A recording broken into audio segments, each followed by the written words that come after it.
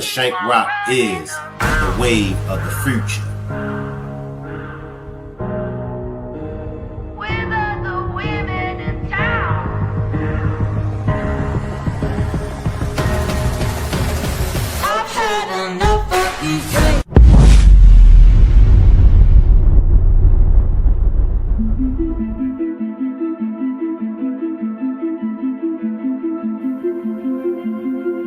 The diagrams that I have up, where did this go wrong at?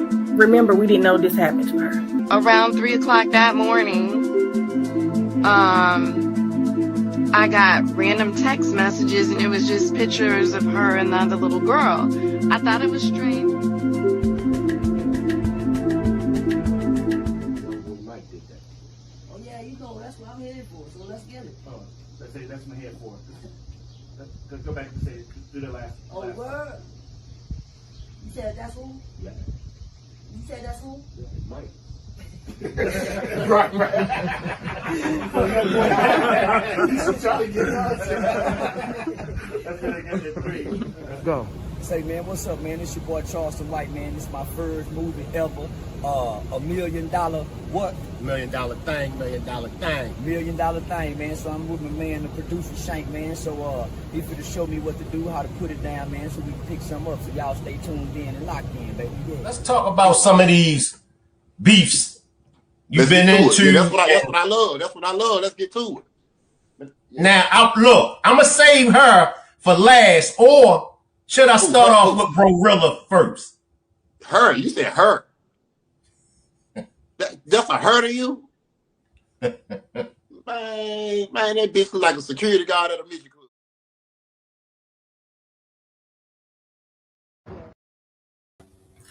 I want to welcome everybody to this demonstration. Nazaria Harris case, the jail calls versus the evidence. Salute to the chat. Salute to the replay gang. Salute to all of my moderators. I want to give a big salute to Dr. K. I just had the pleasure of interviewing her on my last demonstration. And for all those that don't know who Dr. K is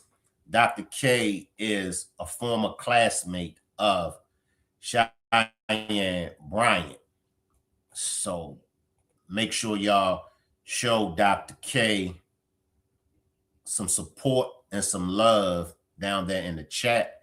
And also make sure y'all check out the live interview that I just done with Dr. K in reference to Cheyenne Bryant. We welcome you, Dr. K. And once again, I really enjoyed your company and definitely the knowledge and information that you shared with us all. So now there are more phone calls. Shout out to Shanitra Speaks and Anna B for these phone calls. There are more phone calls, and I will get to the new phone calls later on in this demonstration. So make sure everybody hang around as I get into those phone calls. But I want to shed some light on the evidence versus the jail calls. Unlike the evidence, the jail calls, we actually get an opportunity to hear Jarvis. We're actually able to listen to his conversations with these broads. We've heard, close to 20 jail calls, and you never hear Jarvis call Nazaria by her name. He always referred to Nazaria as Shannon's niece. You don't never hear him say Nazaria. You don't never even hear him say, that's messed up. Damn, who could do something like this to Nazaria? It's just always him trying to deflect. Now, this evidence is so much evidence but is the evidence concrete evidence? Shout out to Mel, Miss Sunny, Florida. If you want to drop your link to your channel, go ahead and drop your link, Mel. Shout out to Mel. Mel done 2 demonstrations over here. One demonstration was in reference to the pink onesie. Now, I've always felt like that pink onesie was definitely planted. And I'm not the only one that feels this way. Drop a 1. Drop a 1 if you feel like that pink onesie was planted. Drop a 2 if you feel like it wasn't. All you got to do is go back to the preliminary. Miss Annette nor Shannon mentioned anything about that pink onesie. Shannon says she was the last one to see Naziah. Now, that could have meant out of the family. She could have been like, look, I was the last one to see her out of the family. But regardless of what, Shannon never mentioned nothing about that pink onesie. Miss Annette never mentioned nothing about that pink onesie.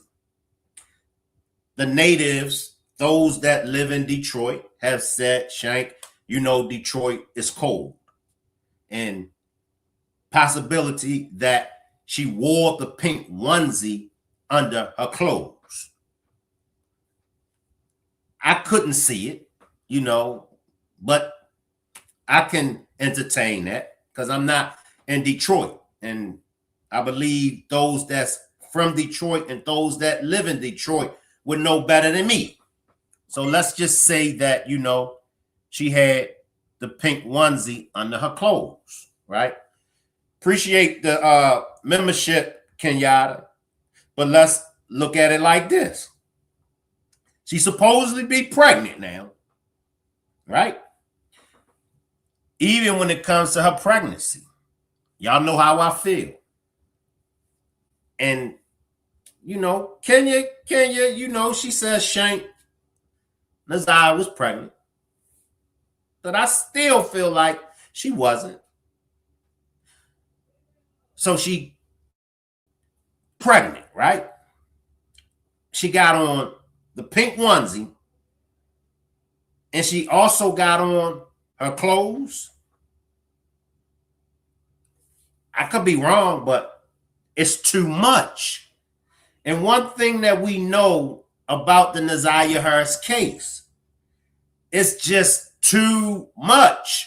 On January the 9th, right?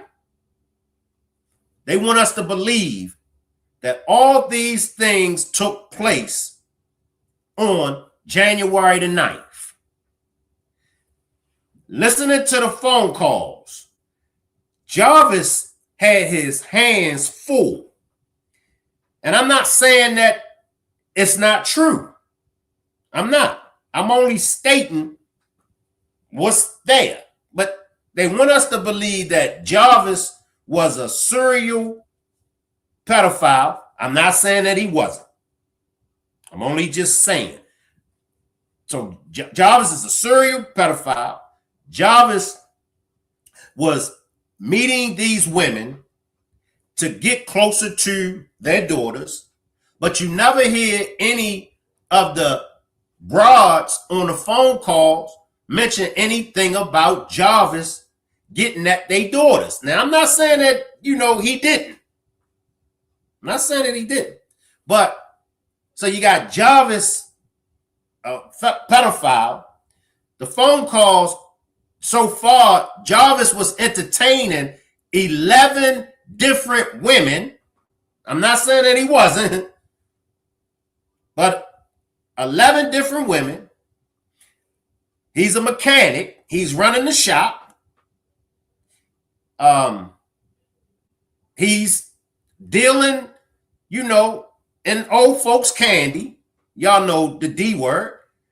Because when they raided all them homes and they snatching TVs off of the wall, they taking safes, they ransacking the houses, they ain't looking for Naziah. They looking for old folks candy. They looking for them pow-pows. Right?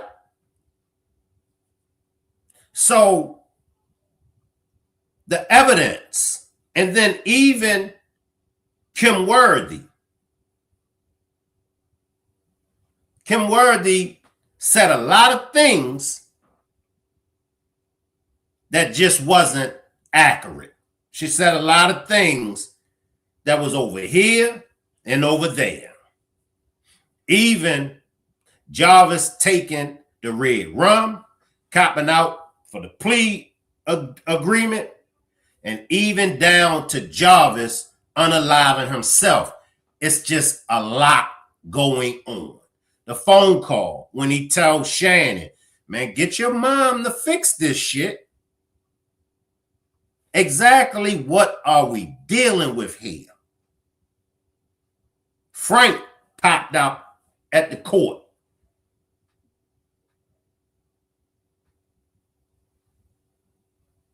It's a lot. It's a lot, y'all. Now, there are a lot of different perspectives. There are a lot of different opinions when it comes to the Naziah case. Who really knows the truth? One of the things that stick out to me, the plea agreement. And I voiced this several times. The plea agreement. Jarvis said that he dumped Naziah's body in the Rouge River. Right? I'm not going to say that he didn't. But according to Kim Worthy, Jarvis checked in that motel or hotel, whichever one, y'all know, at 9 p.m. and Naziah was never seen after that. All right.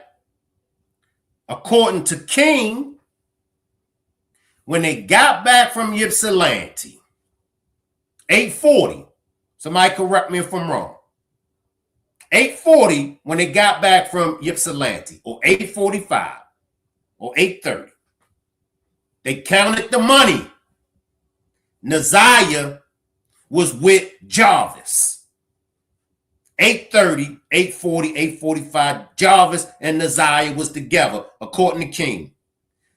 9 o'clock, Jarvis checked into that hotel. So in 15 minutes, and I'm just asking those in Detroit, could Jarvis had left that shop, dumped Naziah's body in the Rouge River, and then made it to the hotel in 15 minutes? I'm just asking. I'm going to answer it for myself. It couldn't have happened. It couldn't have happened. So I'll let anybody in the chat, on the replay gang, I'll even drop the link. I'll let anybody try to explain that. I don't want nothing else. I'm not looking for nothing else to be explained. But explain how in 15 minutes could Jarvis dump the body in the Rouge River and then make his way to the hotel. His whole cop out was because of the red rum. I'm not on the red rum, y'all. I'm only on Jarvis in 15 minutes. How could he had dumped her body in the Rouge River and then made it to the hotel? I ain't assuming. I'm going by the facts. That's the facts. I believe she packed. I don't believe. Shank, is it possible that she changed her clothes? I just want to focus on that. And then I'll come to all the other comments. All right. No, I don't think that was enough time. So that's the evidence. It ain't nothing that Shank made up. If you know the case, you know that that's the facts of the case. It's in the plea agreement, right? Kim Worthy said 9 o'clock, Jarvis checked in. Nazar was never seen after that. And in the beginning, we all wondered, well, if Nazaya went into that motel, and she was never seen coming out, where's the body? Oh, she went around back. No, we ain't.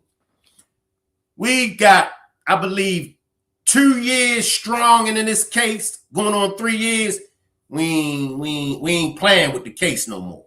We going by what is facts. We going by what we know. We ain't entertaining the BS, y'all. I want somebody to tell me how could Jarvis had dumped her body in the Rouge River in 15 minutes. Appreciate this super sticker, Peaches.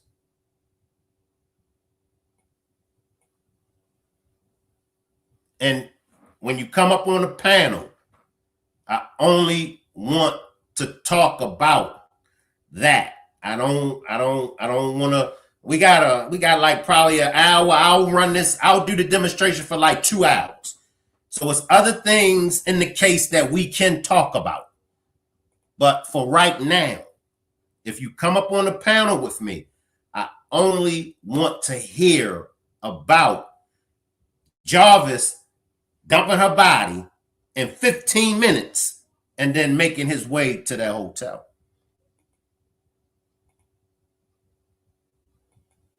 I'm going to drop the link. Feel free to come on up.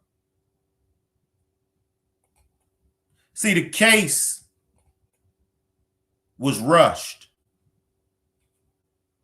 The case was rushed. It was rushed. Shannon receiving immunity. Miss Annette receiving immunity, even though some still think they didn't. Miss Annette trying to get the kids back.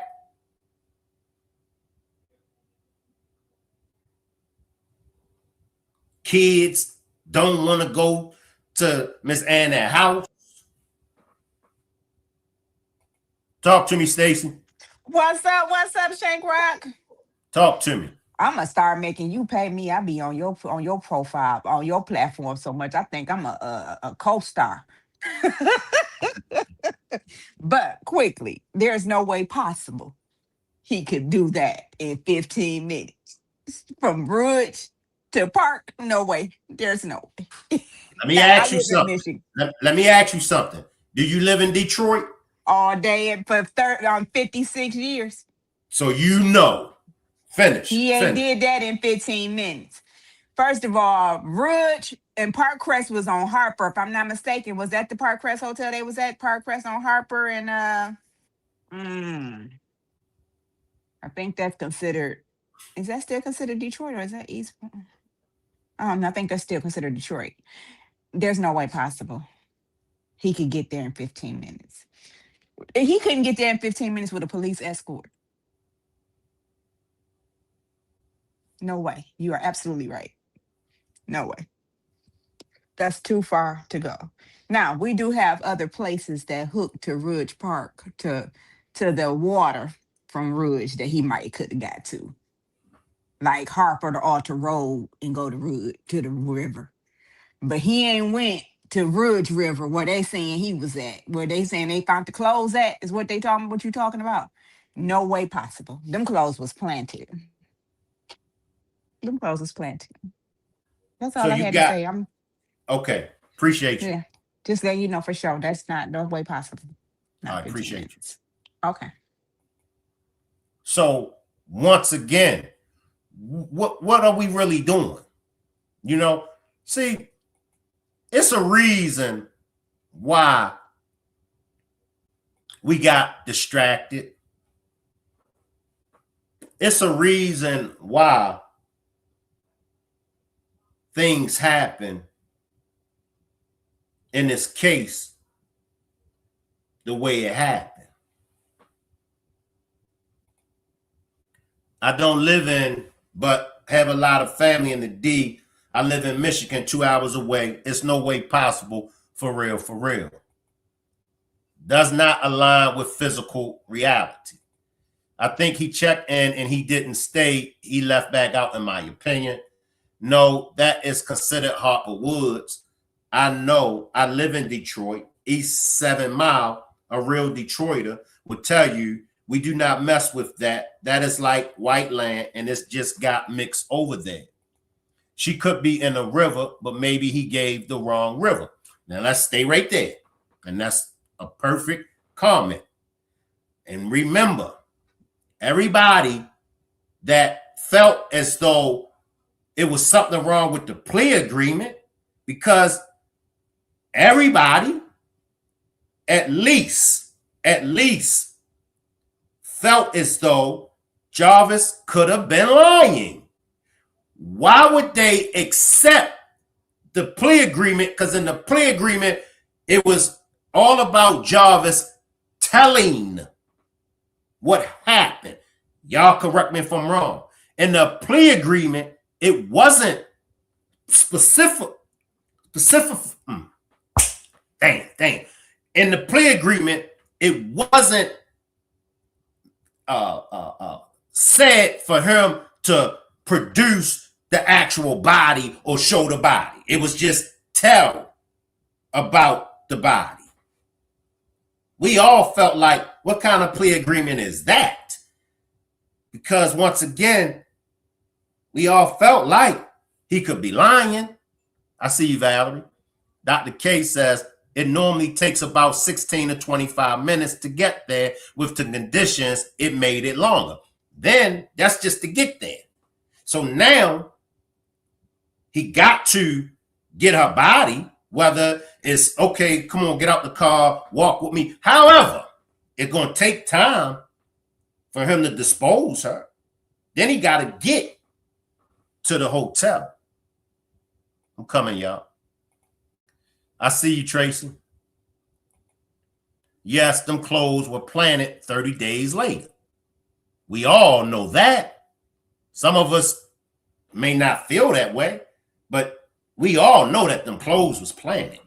Because if the clothes were out there, what did they say the conditions of the clothes when they found the clothes? You could tell that the clothes wasn't out there for a long time. I believe her school lanyard was planted too. Is the Rouge River the only body of water they searched? Just wondering. I see you, Valerie. If they were planted, he did it because his cell phone pinged at location. And I'm sure they looked into all cell phone pinging in that area. Could one of the broads, and I'm going to be going to the phone calls in about 5 minutes, just bear with me. Could one of them broads on them phone calls help Jarvis plant the clothes if Jarvis is the one that planted them? I see Yakaya. I see you, Belinda. Clothes was in good condition. At the preliminary hearing, they said snow was covering the area and waited until snow melted. Mayette says, yes, I see you, May. G. Coca. Let me pull up the phone calls, y'all. Once again, shout out to Shanitra Speaks and Anna B. Stacy says, Matt Quest says it will take 28 minutes to get from Park Crest to Rouge River. Let me grab the phone calls, y'all. Now, these are new. And I believe it's Kizzy. I think Nay is on it as well.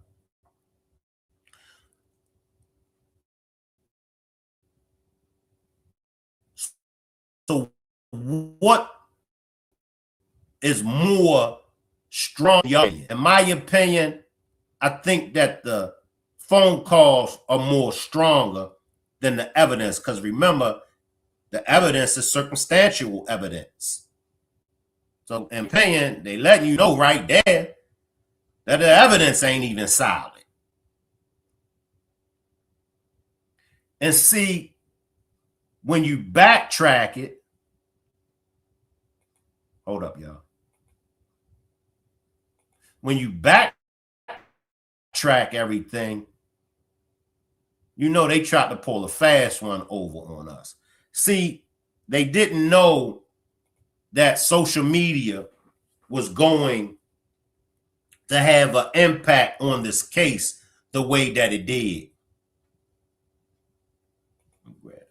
Someone said that River, you go, Rouge River. Kenyatta, I didn't know that either. No one helped Jarvis. He was smart enough to not tell a soul. Shank, it has to be if his phone was pinged at one of them houses. Why would Kim Worthless straight come out and say those clothes were Naziah's? This isn't making sense. During the plea agreement, the judge moved unusually fast. That's facts.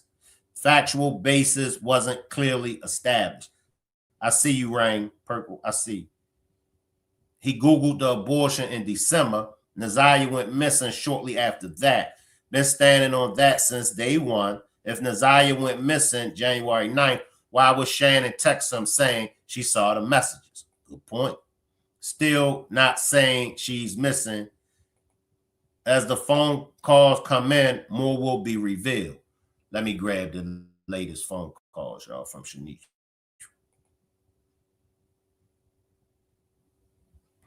And as y'all can see, I had to take a break from the phone calls, y'all. I did, y'all. But nevertheless, we're going to tap back into these phone calls. Is it this one? Let me see. I think it's this one.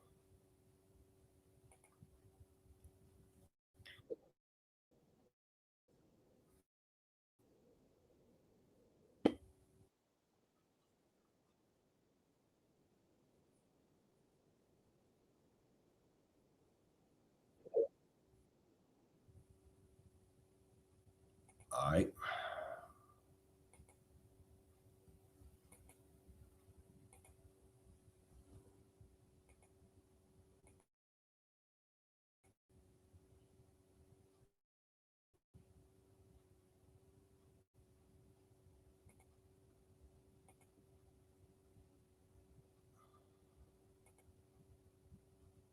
All right, let me grab a few comments and then I'm going to run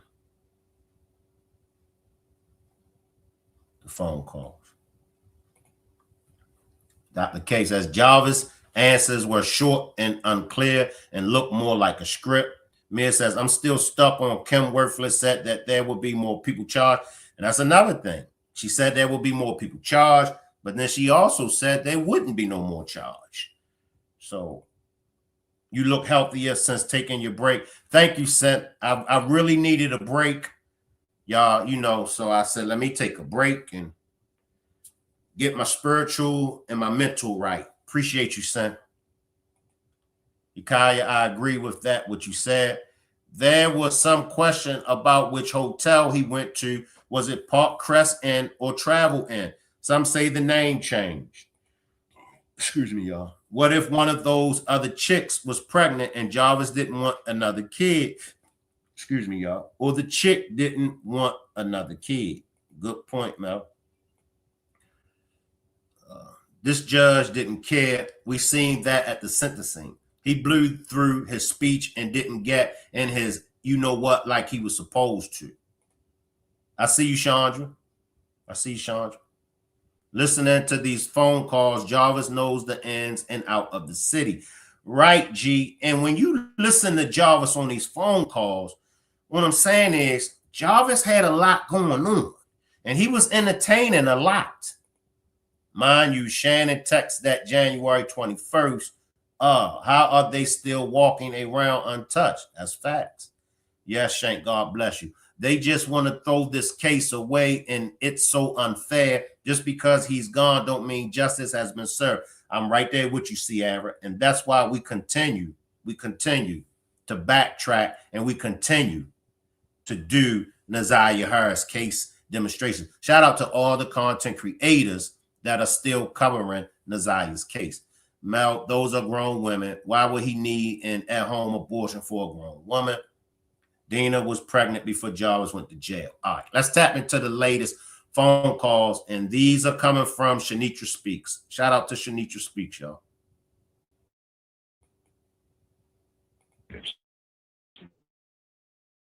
Telling me the truth, bro. Because I come out, man, and I give you, and I give you when I come out. Like this is my all, and you playing with me, man. They said your baby mama is pregnant by you again. I'm straight though. It don't even matter. It's not so much. I ain't want to deal with the shit no way. I'm about this. I ain't about to. I ain't about to get shut the way. Okay, what do you want me to tell you? I don't know nothing. Like you saying such stuff. You know that's what I know. I don't know nothing what you're talking about. I don't. All I know is his name, his birthday, anything. Today we're going to listen to Jarvis Butts being confronted by some of the women he was 2024. Now, one of those conversations is with Kizzy, and I think this call is interesting because many viewers have commented that Kizzy, along with some of the other women in Jarvis' life, did not do enough to confront him about being a suspect in 13-year-old Naziah Harris' disappearance, or after learning about the SA charges and considering that Kizzy was actually going to court. However, after listening to today's call, your opinion about Kizzy may change, or it may reinforce the opinion you already have. So we're going to focus on this. So Shanitra Speaks says, after listening to these calls, our opinions of Kizzy might change, or they might still stay the same. So let's focus in on Kizzy and see if we still feel the same way about Kizzy or if we feel different. All right, let's go. Now, throughout the conversation, Kizzy lets Jarvis know that what he has been telling her simply is not adding up. And she tells him that the information she has been finding out has been turning out to be the truth. But despite all of this, Kizzy still remains in contact with Jarvis, and you're going to get to hear these calls yourself. It's always something different from what I'm hearing. From what I'm hearing, then here it is, it's something else, and I'm like, what? This can't be. This is. Then sometimes it always ends up to be the truth. Whatever the fuck that means. February of 2024, because it's important to understand all of the confusion that was going on when Naziah Harris initially vanished. Now, you may recall on February the 23rd, which would be 3 days before the calls that you're going to hear, her family appeared on the news.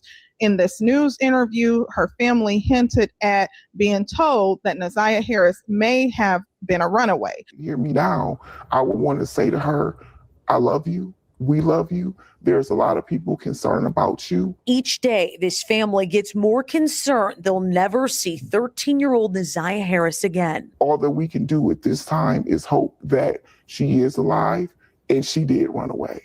However, she's made no contact with anyone for us to be able to even believe that that is true. Before she went missing on January 9th, Trish tells me she knew Naziah would be the next missing child out of Detroit. Do you think that there was foul play in her disappearance? I think there's something going on. The significance of this information is so that you can understand where the investigation was and what was being said online when these calls were taking place. So now you may have already been aware that there was this narrative going around, like you heard from the family, that she could have potentially been a runaway. But the Detroit Police Department had now gotten involved in the case on February the 12th. The grandmother reported her missing to Detroit Public Schools on January the 10th, which was 1 day after she went missing. So now the Detroit Police Department gets the case file on February the 12th. They are already 30 days behind, and there's already all of this misinformation going around. You have Naziah Harris' aunt, who is Shannon Harris' twin sister. She got online on January the 26th of 2024. It's alleged that she made a post that said update. been spotted at the gas stations and liquor stores in the Mack and East Warren area. Please keep sharing. So this was done on January the 26th. Now, in addition to this, you have text messages that would eventually come out that's alleged to be between Shannon Harris and a family member. And in the text message, one of the things that Shannon Harris said was, to be honest, I don't believe that she planned this out. All she really did is watch and observe Vari when he did it last year, to be honest. Now I'm going to stop it right there. And this is for everybody that still feels like Neziah is alive. This is for those that feel like she ran away, because let's backtrack. Even the evangelist said that he overheard the kids on numerous occasions talking about running away. And even in this post, Shannon says, to be honest, I do believe Tudor planned this ish out. Tudor is what they call Neziah. All she really did is watch and observe Vari when he did it last year, to be honest. And that's one of the things that we wonder, well, why did Miss Annette wait until the next day? Because maybe Neziah, maybe it did start out as a runaway. Now, this is for those that feel that way. You know, we got different opinions over here. Some people feel this way. Some people feel that way. Some people feel all over the place when it comes to this case. But for those that feel like Neziah ran away, this is for you all. Drop a 3 in the chat and on the replay game if you feel like Neziah ran away and Neziah is still alive. There are still people out there that feel like that. And who are we to knock them? Who are we to say, why do you think that? Everybody has their own opinion on this case. So drop a 3 if you feel like Neziah ran away and she could still be alive. And you may know that Vari was her brother, who the grandmother also had custody. This case was a little different because we kind of had to go back. We were already a month behind. She went missing January 9th, and now it's February 12th. We start kind of looking into what has already been done and then what will it take moving forward. Okay. So what kind of steps do you take moving forward? So once I reviewed the case, and it was determined that the last person that had contact with Neziah was Jarvis Buds, I then started to look into his phone records, his activity, places that he had been. On the 12th, we had determined there was already an analyst that had looked at different records and given us a location in Ypsilanti. So I coordinated a search for the very state. About Wayne County Jail. This is subject to recording and notice to talk. Hang up now. Thank you for using Telmate.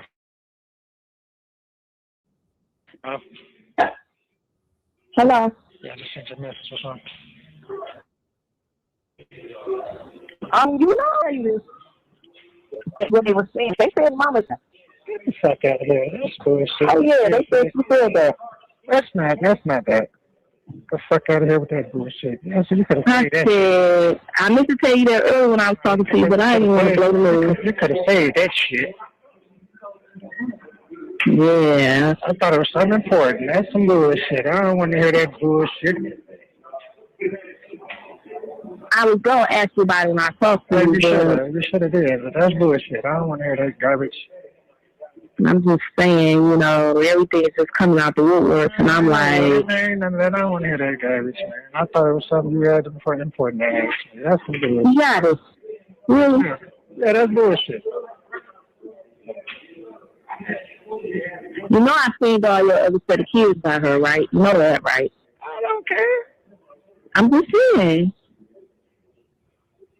You know I seen all of them. Man, there's only 3. That ain't what they said. I don't give a fuck what they said. I don't want to hear that shit. There's more than that. That's exactly what they said. There's more than that. Yeah, I don't want to hear that shit.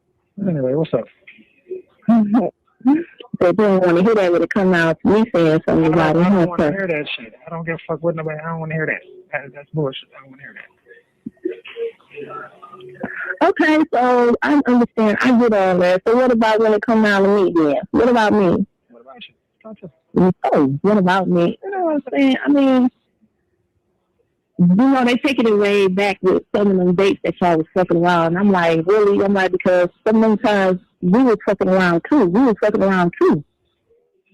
So I'm like, I'm trying to figure out how is this coming all about. As I said, man, I don't want to. That's bullshit. That's the shit you finna come at me with, man. I'm finna hang up the phone. I'm not coming at you as nothing. I'm just asking. I don't want to hear about none of what nobody speculating or what nobody's saying. And I don't give a fuck about that.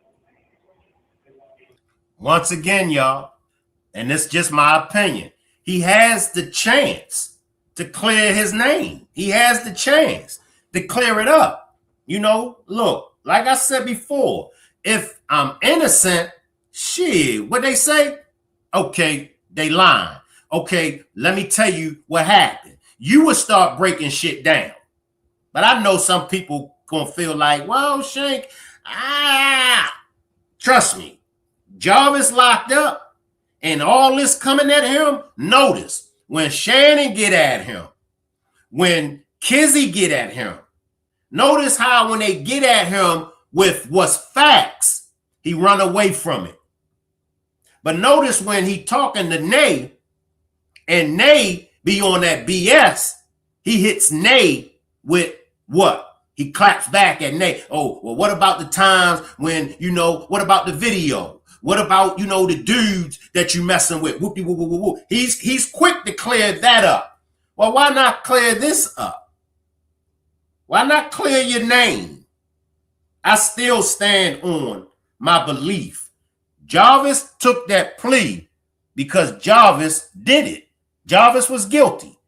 And that's why he took the plea. That's my opinion on it, y'all. But let's get back to the phone call. All right.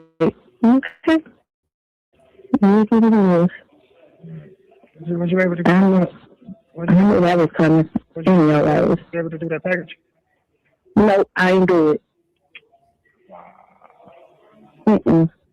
I didn't, because that shit was bleeding. Oh wow, here we go. All right, man. I'm not finna deal with that, bro. You was man, I'm good. You wake up tomorrow, you might just get a shocking. What the fuck that mean? You'll see. You'll call me right, thank you. Don't do no shit like that, man. I'll call you back. Yeah, Bobby. I did it. I jumped in front of somebody because I thought it was important. I thought you had something important to ask me. Really? I did it. Yeah, I did it. Well, I'll call you back when they get on the phone. Because I jumped in front of the line right quick. They let me use the phone right quick. All right, well, yeah, I did it. All right. Thank you. Mm-hmm. Yep. This is a free call from Jake, an inmate at Wayne County Jail. This call is subject to recording and monitoring. Press 1 to accept all communications from this inmate and Telmate. To deny. Thank you for using Telmate. Yes. Hello? Yes. Good morning. Mm-hmm. What are you doing? First lady, you liking all that type of pictures. When the fuck did y'all get cool enough to you start doing that shit? What are you talking about? What'd you say? What? Why are you liking all the types of pictures from last year? Like when did that? What is he doing? What are you? Why are you liking her pictures? Yes, You like six of them. So explain to me how that happened. Because 1, 6, it don't matter.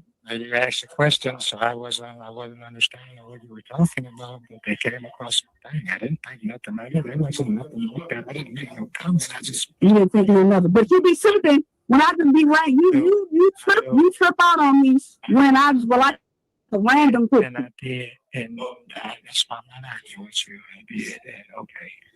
But I wasn't understanding, so it's not like that, man. I ain't commenting on nothing. It's just like that. I'm good. I'm good. Listen to me. Listen to me. Listen to me. I hope they got your back in there, because I'm done. Because listen to I'm me. done. Listen to me, because it seems like to me, man, you just trying to figure out any and every fucking thing, man, to just flip. Why you starting trouble, Gemini? Why you starting trouble, Gemini? Gemini gonna say, oh, Shank mad at us. Why you starting trouble? See, y'all love when Shank get on one. You know what? I'm gonna punish the chat.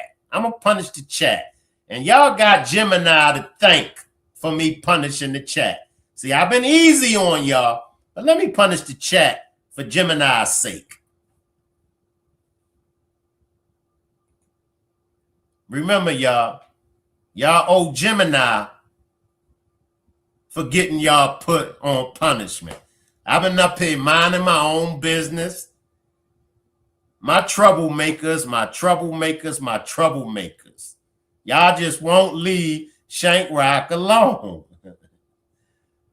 Let me get back to the phone calls, y'all. I'm coming. Let me get back to the phone call. Fuck out about. Okay, you got that.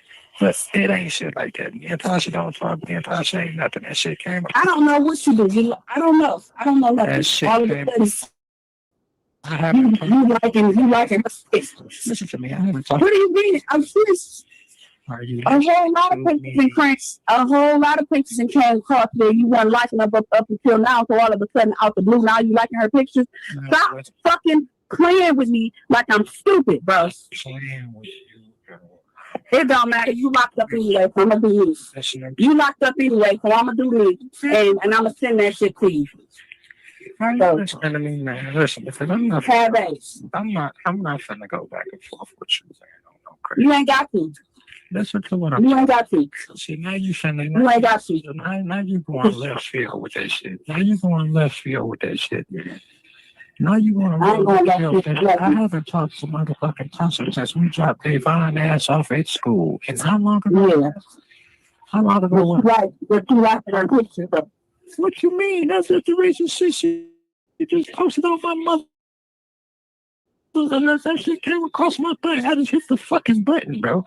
Now, if you want to talk about that, but you hadn't liked nothing since 2001. Now all of a sudden, you like the pictures because the shit just started coming across my motherfucking thing. You a lie. Jesus Christ. February 1st. You just liked it February 1st. What did I? Fourth is the 4th.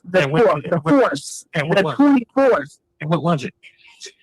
April 25th. What? May 9th. What? May 12th. February 3rd. Stop playing with me. What were they? It's illegal to drive without car insurance in almost every U.S. state, but there's one thing you could try pretty much any time if you want to save money. Sites. And look at the difference. $159 a month. I thought this was the best price I could. What do you think they were? What were they? What do you think they were?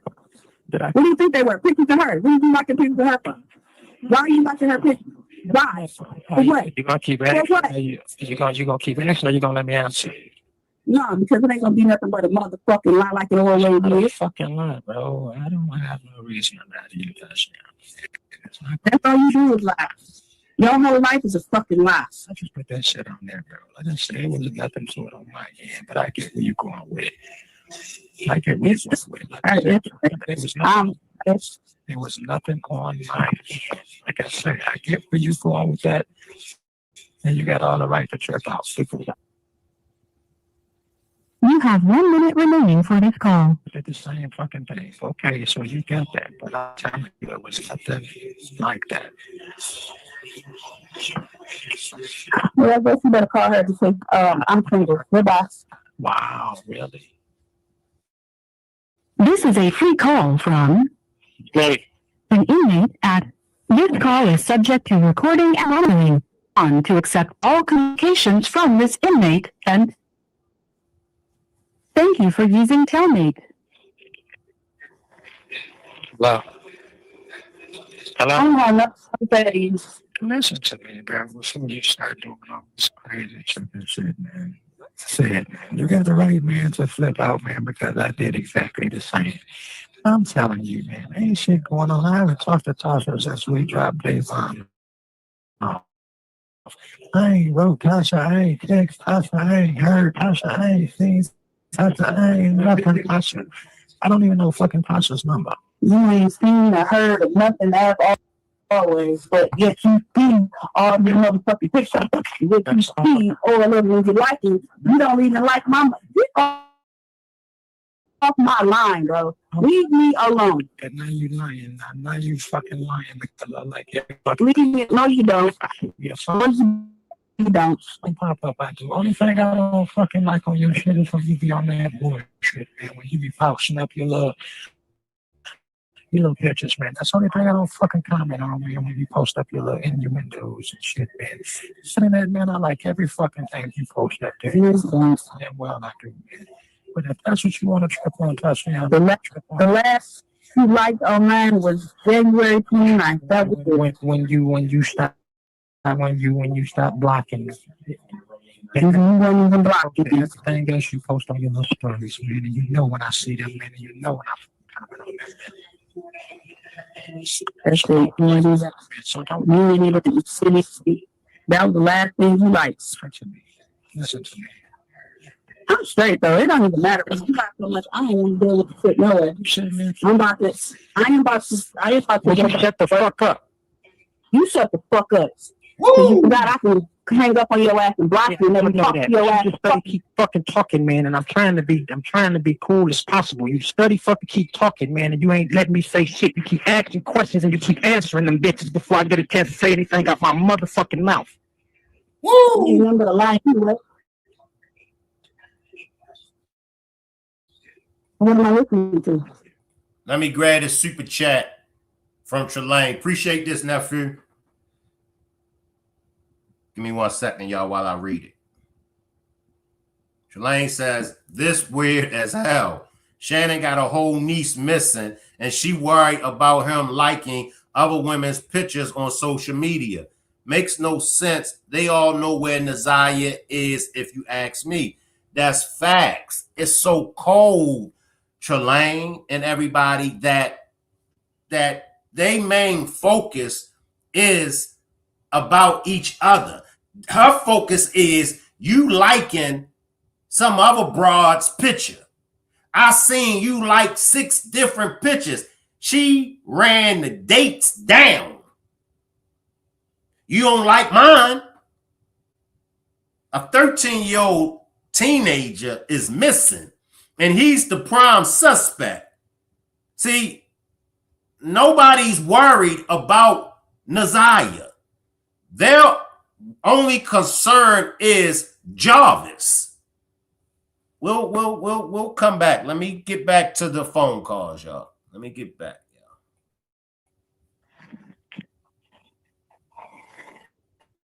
y'all. Anyway, like I said,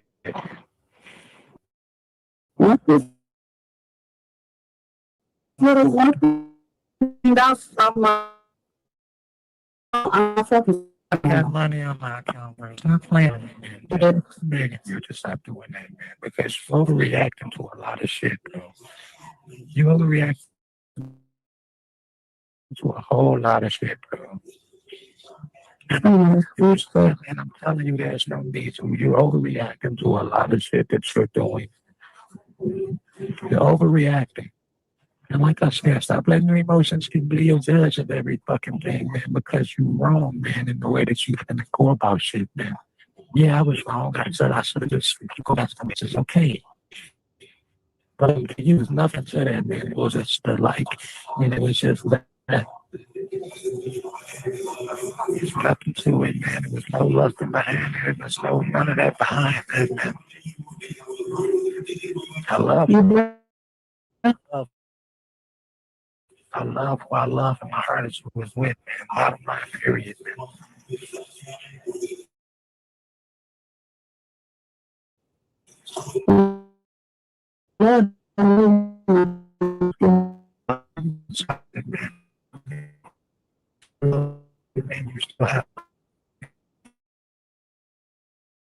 Boom, boom, boom. Yeah, shit just keep hitting me, but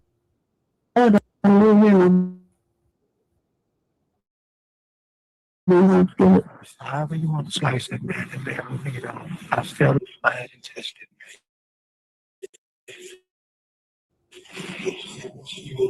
And when you going about it like you said, you're killing me with this shit, man. You just boom, boom, boom, boom. You should just keep hitting me, boom, boom, boom, boom, boom, boom. So what's the fuck you want people to just not say nothing about it? You have 1 minute remaining for the. But I'll call you back, man, off the other phone. You worry about it. Unless I said I'm about to, I'll be gone. Stop doing that. Stop doing that. I'm leaving. Stop doing I'm leaving. I'm leaving. Like, I see Miss Parker. Like, they don't never dig in his shit about Shannon's niece. They don't never dig in his shit about Naziah. Like, they'll dig in his shit now, but only when it's referring to the other ones. Let me keep my cool. I'll come to the matter of fact. Let me come to the chat real quick. Let me come to the chat. I see you, Miss Parker. Pay attention to who he's calling from the jail phone. Those that don't know anything to incriminate him. He calls Blue Car and Shannon from a throwaway phone someone has in there. Good observation, Tanya. Good observation. Did she, you know what, swallow the phone? The level of manipulation is wild. None of this sounds like love to me. He doesn't know what love is, never has the way he acts. His sister loves him, and look at this fool. All of these calls is about a Negro and not that baby. Did anyone ask about that baby? That's facts, chick. That's facts. Don't even show curiosity. He trained the not to. Right. He wouldn't call me no more. His ears would be ringing. He trained them not to ask or question him about her. All right, y'all. Let's get back. One more. I don't know if I agree with the Jarvis had and phone in there. Let me grab you, truth versus gospel. Nah, she underreacting. You know, even if he wasn't the prime suspect, they all know that Naziah is Shannon's niece. That alone should have been enough for everyone to be concerned about a child. That's facts. He sure did train them. The only person to ask was his son, shaking my head. Facts. All right, let's get back, y'all. To me, please. Please. I'm gone. Please. Get out from here. This is a call from Jay. an inmate at Wayne County Jail. This call is subject to recording and monitoring. The inmate has requested that you pay for this call. If you don't wish to talk, hang up now. Thank you for using Telmate. Hello. Hello. Hi. What's up? Shit. You're in a pastor's business. Hmm? Hmm? You said what?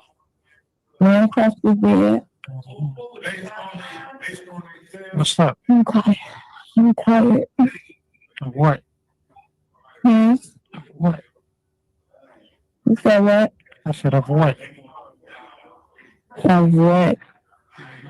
Man, your mom's fussing in the morning. Shit. Stop that. Shit, cool. I want to get out for the summer. Where's all that bullshit you sent me, bro? What was I don't do shit? I sent you drivers. Forget it. I said forget it. No, you didn't, because you always say this. You always something, right? Mm-hmm. I was back in. You always say it. Like you don't know what I be talking about. Because I don't know. When you know. You act like you ain't know what I was talking about. Okay, but I know I didn't know what you was talking about, and then I told you what I told you. And now when I say what I can say like that, it's just go about it your own way. You know what I'm saying? And then you tell me a bunch of shit. So you say some crazy shit to me, and then, you know, then you say forget about it and fuck it and fuck it and fuck it. No, I don't downplay how you feel. You got the right to feel how you feel about a thing. Tell me one thing, man, I ask that thing, and then when I get you clarity on that thing, you turn around and then you tell me, oh, well, it's gonna be this and that, this, that, blase, blase, blase. You may not say nothing about that. And so, yeah, when I don't say nothing to you, man, because I really don't have nothing to say. You understand what I'm saying to you at that moment, or at this time? Or I feel that if I say anything, man, it's gonna fall upon their fears, or we not getting nowhere with it. Okay, about this. You know what I'm saying? We're gonna be adults about it, we're gonna be adults about it, we're gonna act grown, we're gonna act grown. So when I try to explain to you how to feel about the situation, you act like you know. No, I hear everything they tell you, and I also explain it to you. So we can get clear. Saying, man, I'm down saying how you feel about a thing, or I ain't trying to hear that shit because I hear it all. And I understand it.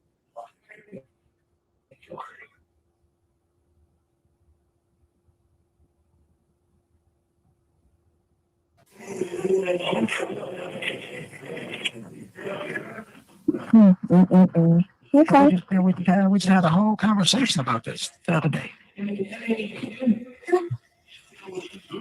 Yeah, we did have a whole conversation about it. And I thought we had to understand about some shit, but it's on the conversation like, oh, I met her. And then you brought up some bullshit. So you saying that's some bullshit, huh? I'm just saying. Oh my God, don't do that. Don't do that, please. Can we move on about something else, man? Because I spoke on it. Okay, so we can. I don't like to continue to speak on the thing, man. I've already discussed it. Okay. All right, fine. That's fine. Fine. I ain't saying nothing about it. You said what you said. You said get the fuck out of here. That's not true. I said what I said about it, and I take on it. Maybe I used the wrong word when I was explaining it to you, or when I was saying it to you to make you feel the way you felt, and I apologize about that. But like I said, once I explained it, I explained it, and there shouldn't have been nothing else more to talk about. Mm-hmm. Because it's like every time I ask you something, it's like I don't want to hear that shit. Or get the fuck out of here with that. At that moment, no, because it's the way you present it to me. But then when I hear you out, man, I explain it to you. Because. And no, I didn't get your fucking package. Why you? What you mean you ain't get my fucking package and I paid for it? It didn't come yet. So when it's supposed to come? Hopefully, shit. What's today is? Today is Wednesday. Probably Friday, next store, summer before store. I don't know. Man, they got me fucked up. I paid for that shit. It's on my computer and everything where I done paid for it. You said so 4 days was on Tuesday. I at least think you reviewed it the next day because I did order it on Monday. So just order it that weekend. So. You probably even got my picture either. I didn't get nothing. I got it. Did I call you and tell you I got them? I didn't get nothing. No. I ain't got nothing. Well, I don't know what the problem is because I've been sick that stuff.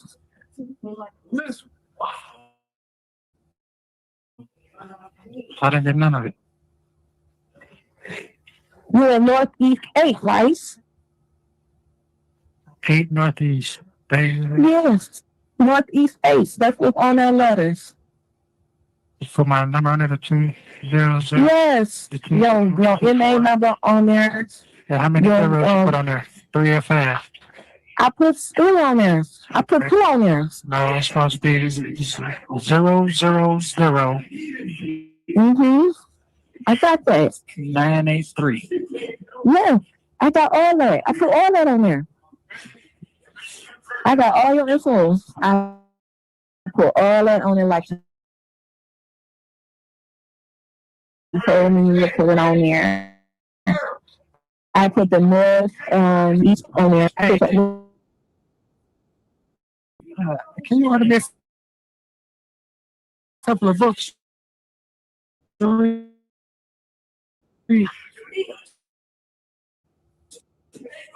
how you do that? Off Amazon or Walmart. Now we're going to fast forward to the month of April of 2024 and pick back up with the April calls that I had previously.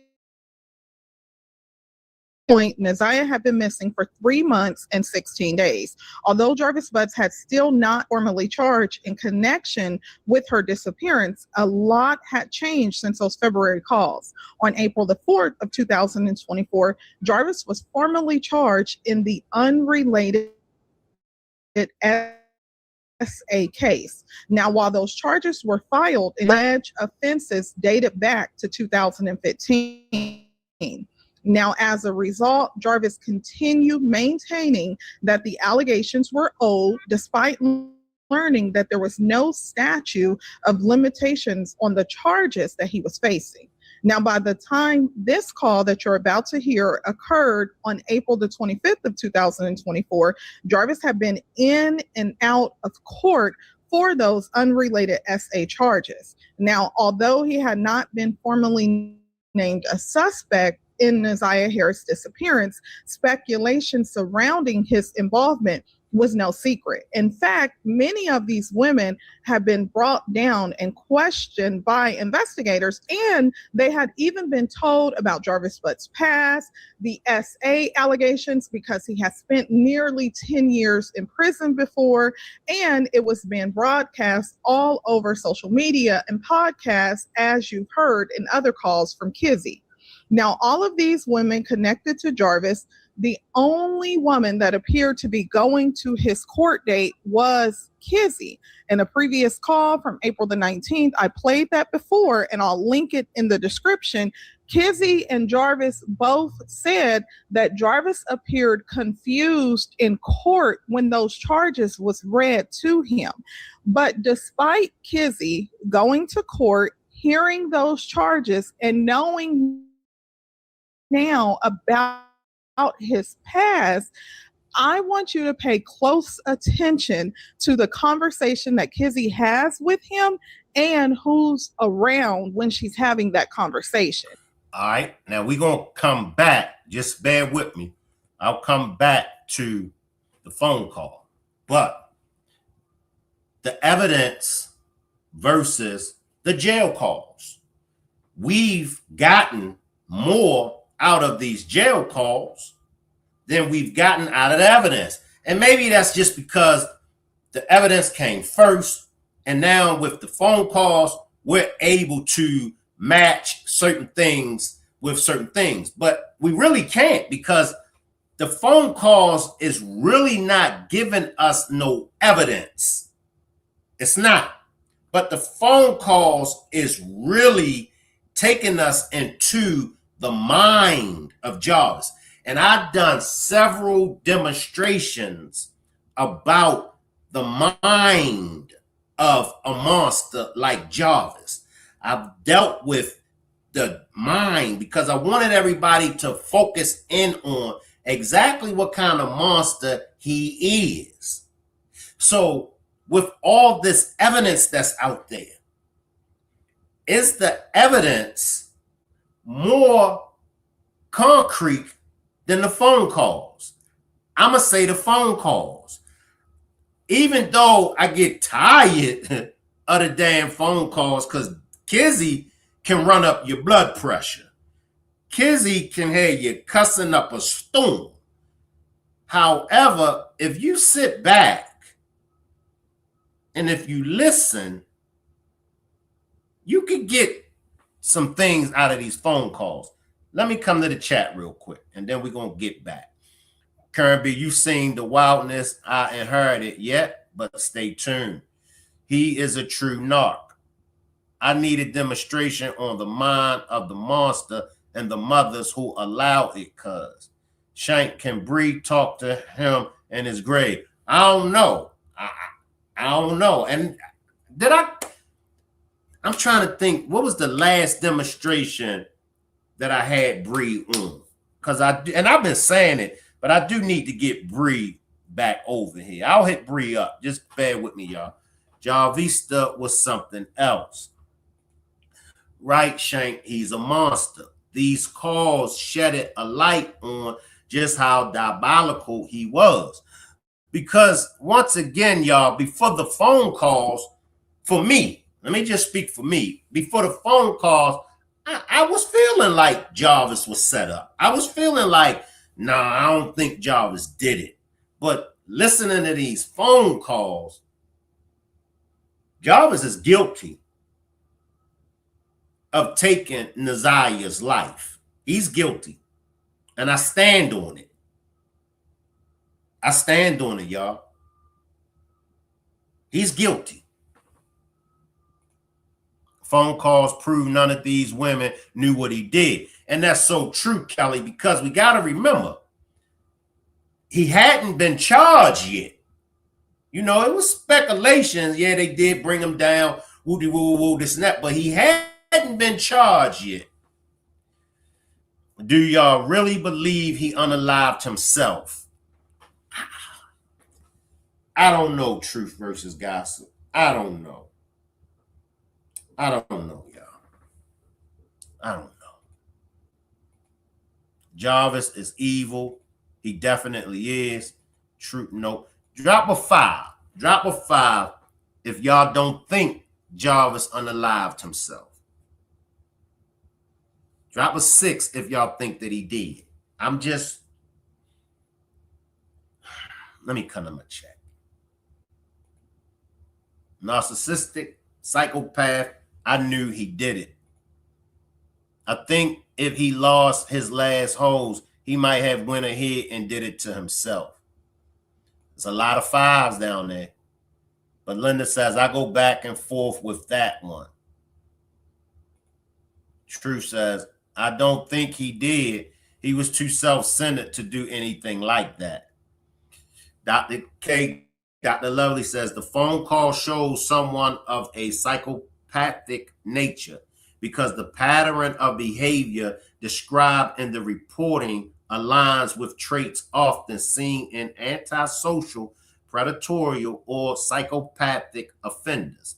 And this is what Dr. Lovely, Dr. K, this is what she specializes in. So maybe the next demonstration, I could get you to come up on the panel with me, Dr. K. Matter of fact, let me drop the link. Let me drop the link. And if you want to come up on a panel now, Dr. K, come on up. And make sure y'all subscribe to Mel. Mel, drop your link. Make sure y'all subscribe to Miss Sunny Florida. That's Mel. She needs 100 subscribers. She's 27 subscribers away. Come on up on a panel with me, Dr. K, if you can. Man, them ninjas took him out, Shank. I'm perplexed. On the stand, prosecutor asked Tashi what was her relationship with Jarvis, and she said fiance.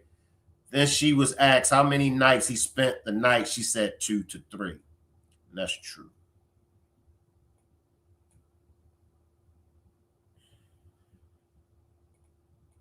Poor baby. He never should have met her. Oh, because I don't know. I believe he unalived himself. He would have taken himself out years ago.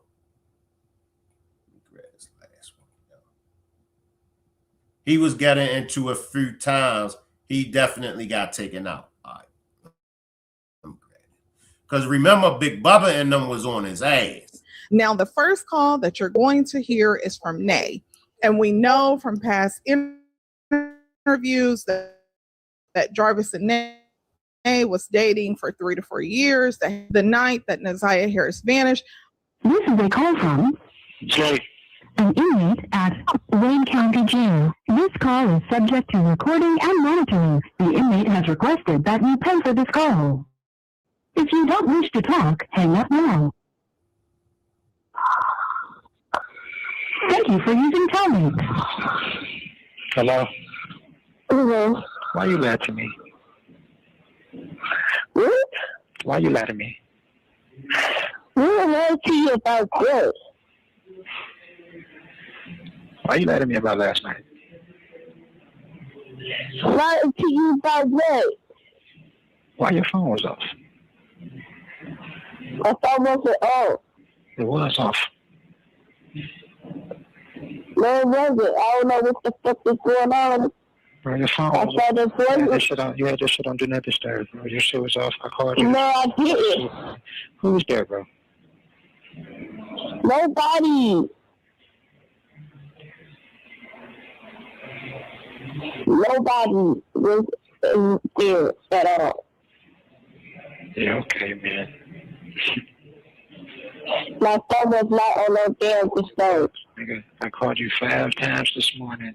Your fucking phone was going straight to voicemail. You know I can hear on the other end when your shit pick up. And I called you again last night 3 times, nigga, and your fucking phone was off.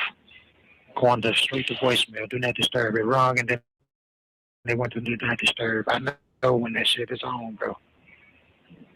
No, it's not. Because I probably was on my phone and somebody was calling On me. your fucking phone, bro. It rung one time and went straight to fucking voicemail. I know what that shit do, bro. Stop fucking lying to me, bro. I'm not lying to you. I'm not lying to you.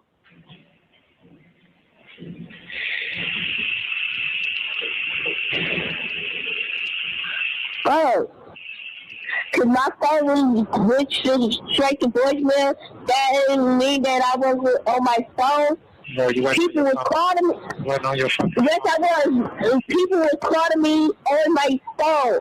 Bro, you know I know somebody was over there last night. You know I know you had company fucking yesterday, man. Stop fucking lying to me. I know this. I didn't have no damn company last night.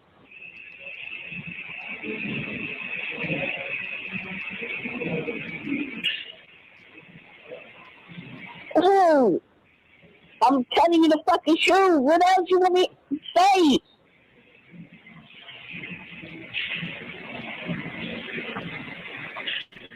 Ooh. This morning, damn scam like you calling my phone back and back. I ain't talking about motherfucking scam Mikey. I'm talking about when I called you. What I'm trying to say this morning, this fucking scam like you calling me back and back. That's why my phone is. And then that's why my phone went straight to voicemail. Right now. I don't want to hear the fucking excuses, bro. You got something I ain't even did nothing. I did not cut my phone off. I did not put my phone on the start.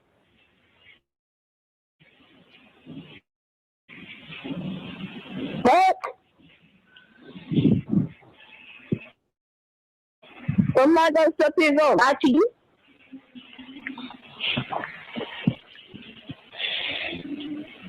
What you want me to say?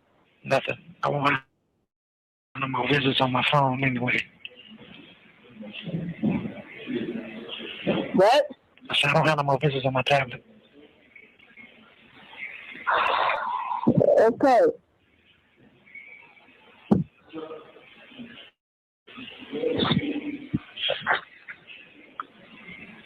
I'll see what I can do tomorrow when I get the money.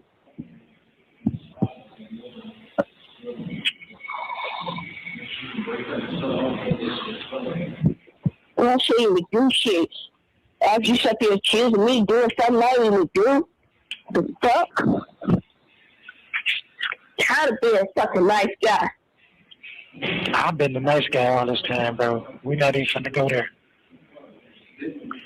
No, that shit ain't cool. It's funny to me how I called you 5 times this fucking morning, and then 20 minutes ago, I called you again, your phone going to voicemail. I call you right back now, and then all of a sudden, it's you answer that motherfucker. We're all chipper and woke and shit. I just told your crazy ass, be scared like you keep calling this morning.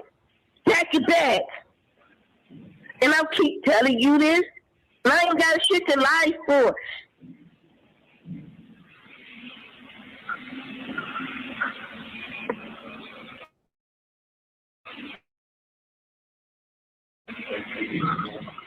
I pray you're not playing with me, bro. I just pray that you're telling me the truth, bro. Because if I come out, man, and I give you, and I give you, when I come out and I give you my all, and you playing with me, man, we gonna have a problem.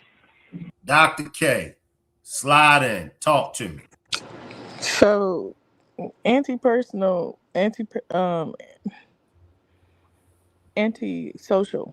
is the old name for a psychopath.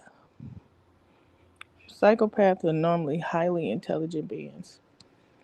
If you pay attention to how calculated his statements are, how he responds are well thought out. You notice he listens to what the person is saying to him before he responds.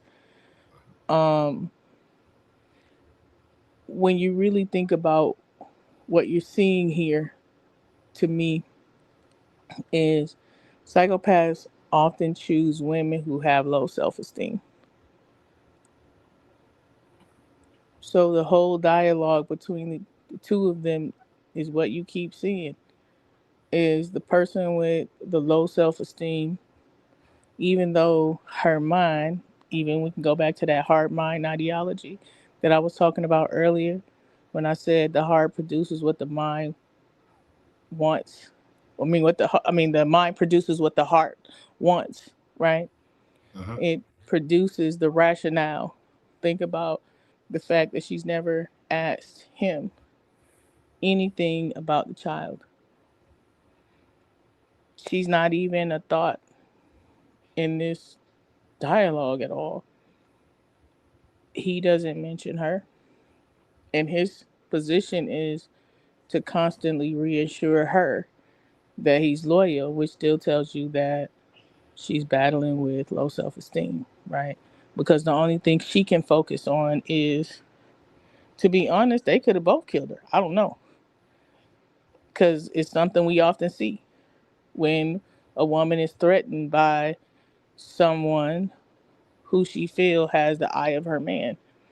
There's no telling what actually took place. I'm not saying that that's the case, but there is a possibility of that, right? Because we're looking at what the possibilities of this situation could be. And I've had many dialogues with women who were kicked out because they were being preyed upon, and instead of their mother taking the side of the child, they always take the side of the lover. I didn't hear anybody talk about that. I don't think, when I think about this case, how this case went about, there were a lot of things that popped out. Just in the dialogue between the two of them tonight is telling. Love is a statement that he used multiple times, but you could tell he don't love her, because love is action and it's how you treat someone. And I find that to be interesting. Seeing this dialogue is telling to me. And that's why I said earlier, you can tell he's more intelligent than he lets on, but that's the idea of a psychopath, right? They know how to manipulate. They're often master manipulators. I'm gonna pause here. All right, this is true, y'all. Let's tap back in, y'all.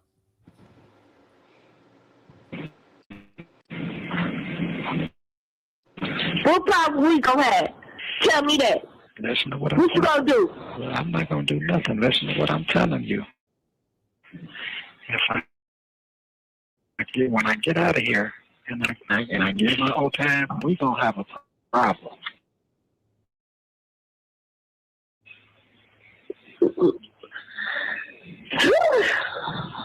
I'm just putting that on the floor, man. When I get out of here, man, and I come to you, man, and I make you, we gonna be, and I send out you the plan of this, we gonna have a serious problem. I'm not playing you. Right? I'm holding you to that. So you better make sure that shit is true. I don't know why you saying all that.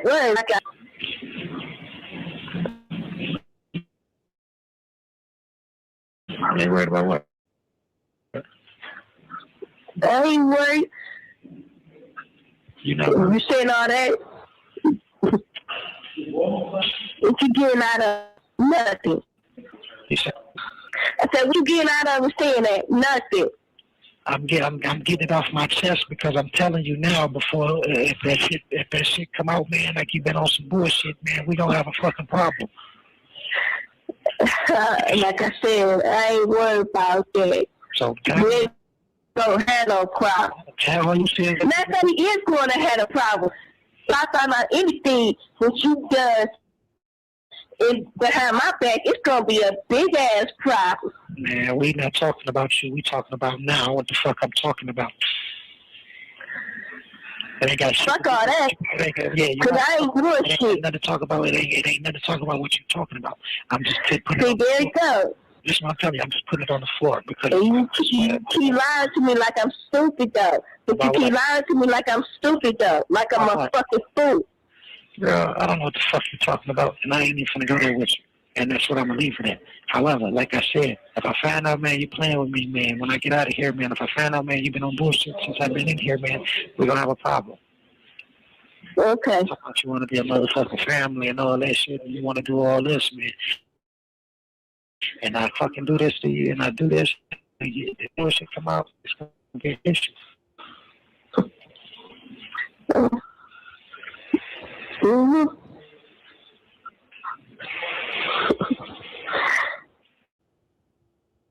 There you go. Like I said, there ain't gonna be no problem. All right, then I'm close. I don't know why you think it's gonna be a problem when you got a whole that you didn't want me to be around. First and foremost, stop with the fuck shit, because what you're talking is out the side of your neck. Simple and plain.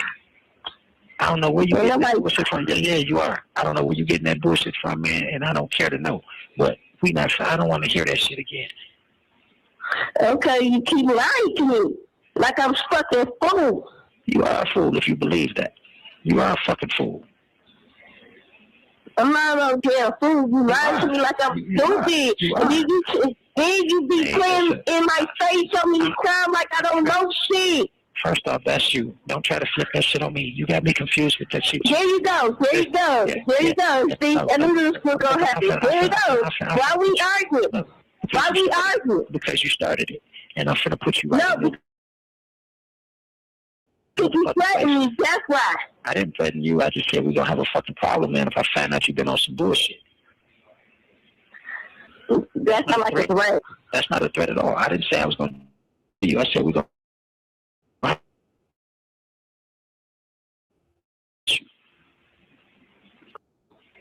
And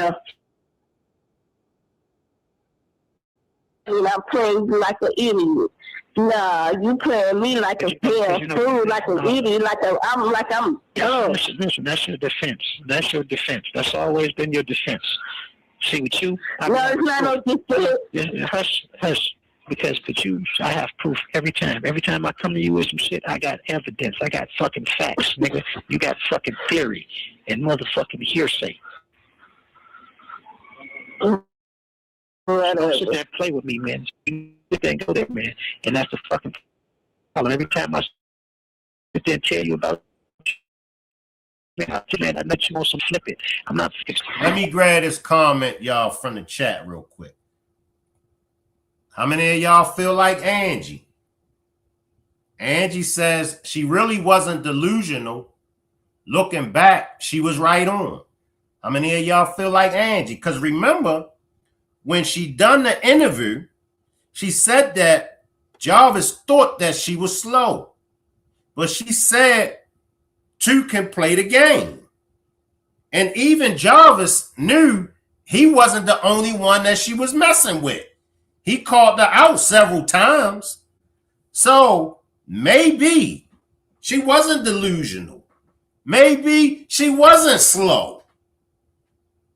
Maybe Angel was just right on.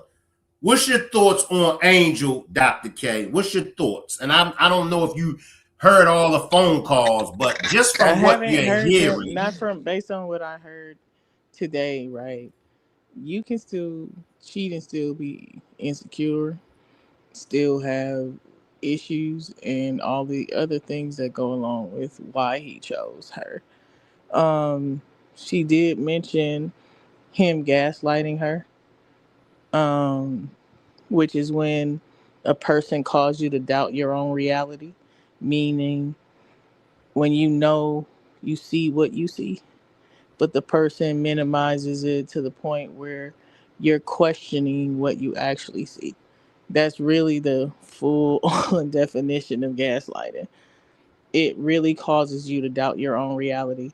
I think the commonality for sociopaths is they often objectify the women, and through their objectification, they use dehumanizing language.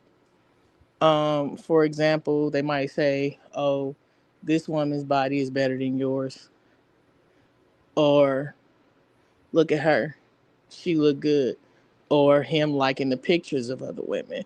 It's another way to demoralize her, put her in her place, because it's interesting how as we listen into all of these messages, it took some time for the real him to actually come out.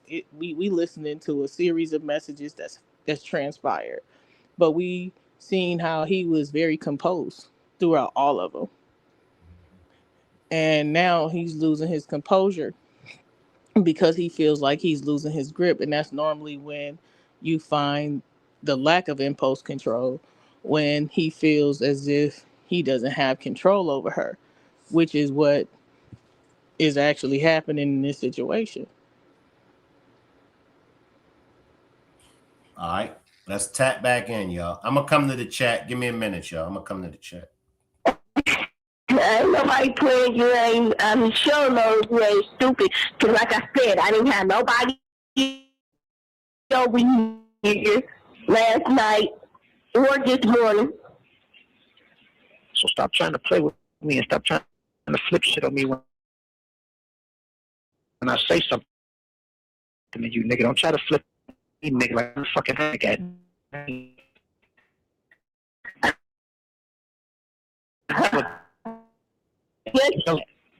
We talking about your ass. You know it's going to be me. You never take accountability. Why? What am I taking accountability for? I take accountability for the shit that I've done. I ain't did shit to you. Yes, you have. And now you want to sit there trying to play me like I'm a fucking liar. Yes, you have. Because that's what you've been doing to me, and I'm not playing like nothing, but you make that shit very motherfucking hard. Yes, you trying to take me out like a fucking liar, and on top of that, and then you trying to make it seem like I'm the bad guy. No. You have been. And No. You act like you never did shit to me. What I did to you. There you go. I talk shit to you, man. I tell you about yourself, man. I've cussed you out, man. So what have I done to you, man? I ain't did no fuck to you. Ain't nobody never called your motherfucking phone, sent you no videos, no pictures, none of that shit about me, nigga. But can you say the same about you? Exactly. So we not finna play them games, man. And like I said, I wasn't calling, man, to do no motherfucking argument, man. I was calling to tell you something, and I was calling to see what the fuck was going on. But as usual, man, you want to try to play games with me, man, and try to flip that fuck. Ain't nobody playing with you, Jay. Ain't nobody playing with you.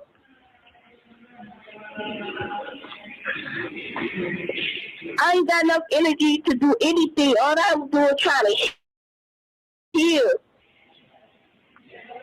Going through this shit by my fucking self. Like how many times I call? Yeah, do what I gotta do to take care of my business. And you don't think I acknowledge that? You don't think I acknowledge that? You don't think I see that? But at the same time, like I said, man, you don't. You don't. And you don't think? No, you don't. If you really did, you wouldn't up here doing all this.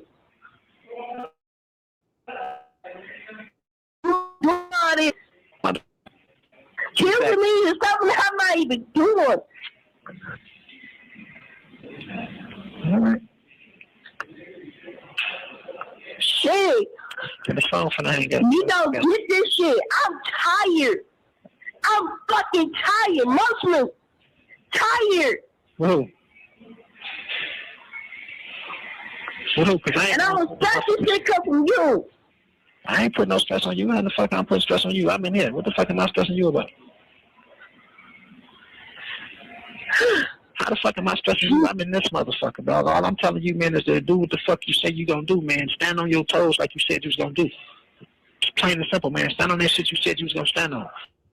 Do what the fuck you said you was gonna do. That's all the fuck I'm holding you accountable for. I ain't stressing you for shit. With this paranoid ass shit you doing, think I'm doing something when I'm not.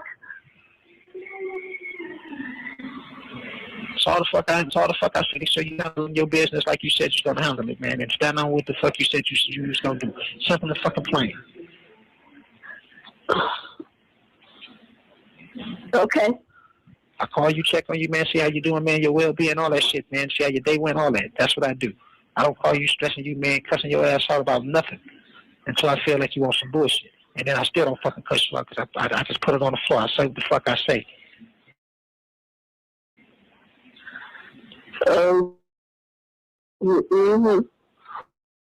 never act like that when you were towards me when you was out.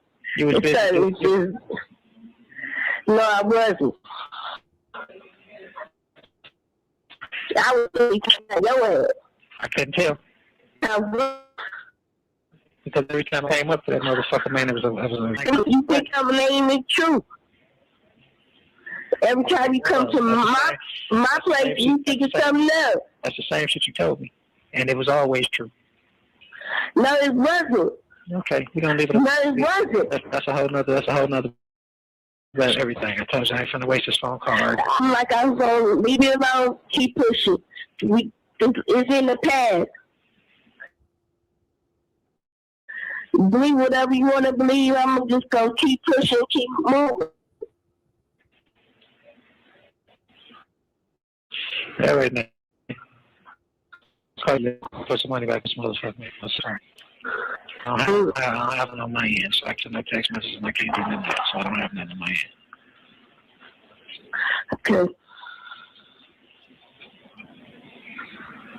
So I'll talk to you later. All right. All right. An inmate at this call is subject to record and monitoring. The inmate has requested that you pay for this call. If you don't wish to talk, hang up now. Thank you for using Telmate. Hello? Hey. I need to know what I'm supposed to do with this case. Say that one more time. I need to know what I'm supposed to do with this case. Just let me know when it's closer for you to leave, man. And we'll get it done, because I ain't been able to get in touch with another man, and you said you could afford to go through the paper they're trying to tell you to go through, so I don't know. I would like you to get it told with you. You know what I'm saying? So we can get it situated out and we'll be able to take care of it better. I don't want you to, you know what I'm saying, get rid of it, man, because like I said, I already paid for it, man. So if I got to go through the channels, man, eventually down the line, then I'll have to do that. But I don't want you to get rid of it.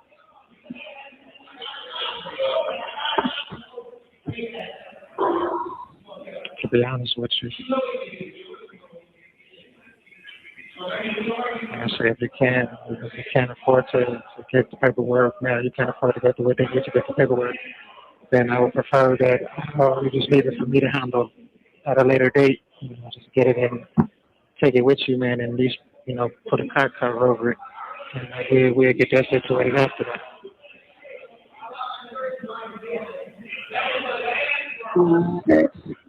Huh? All right. Yeah, because like I said, I paid for it, man, and I don't want to be gypped out of no motherfucking money. You know what I mean? Because that's a lot of money to be just on down motherfucking train.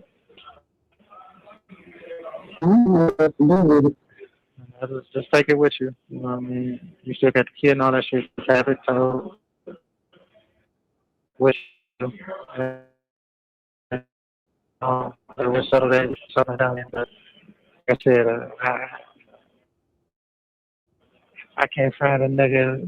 Once I get out of here, then I'm just gonna have to go to the channels, man, like I'm supposed to. So I can do it, instead of I can bypass all that shit and just get it through the company, through my business, man. So I already like that, and just have it put a lien on it through my business. And go from like that. I seen your message. What the hell was you talking about yesterday?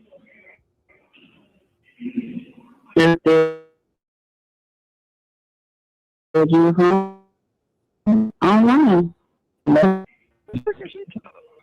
Huh? That thing's not gonna say you online if you ain't online. Listen, I don't know what's going on with that, but I had to be here to be online. I wasn't here, so I don't understand how I was online at 12 o'clock, 7 o'clock, whatever the fuck you said. They did that last time. You said that shit last time, and we didn't even have it for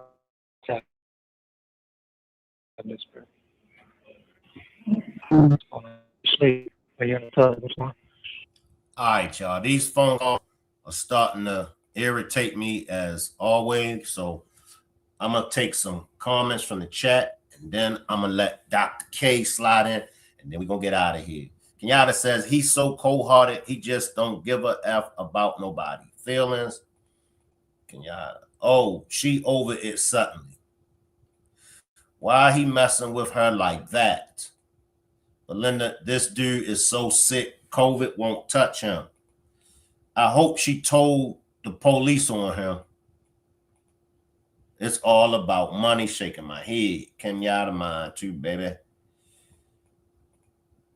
Gemini says, told the police, Belinda, remember, she said she was talking to him still like last year or something. Another Kizzy. Queen woo, this too much.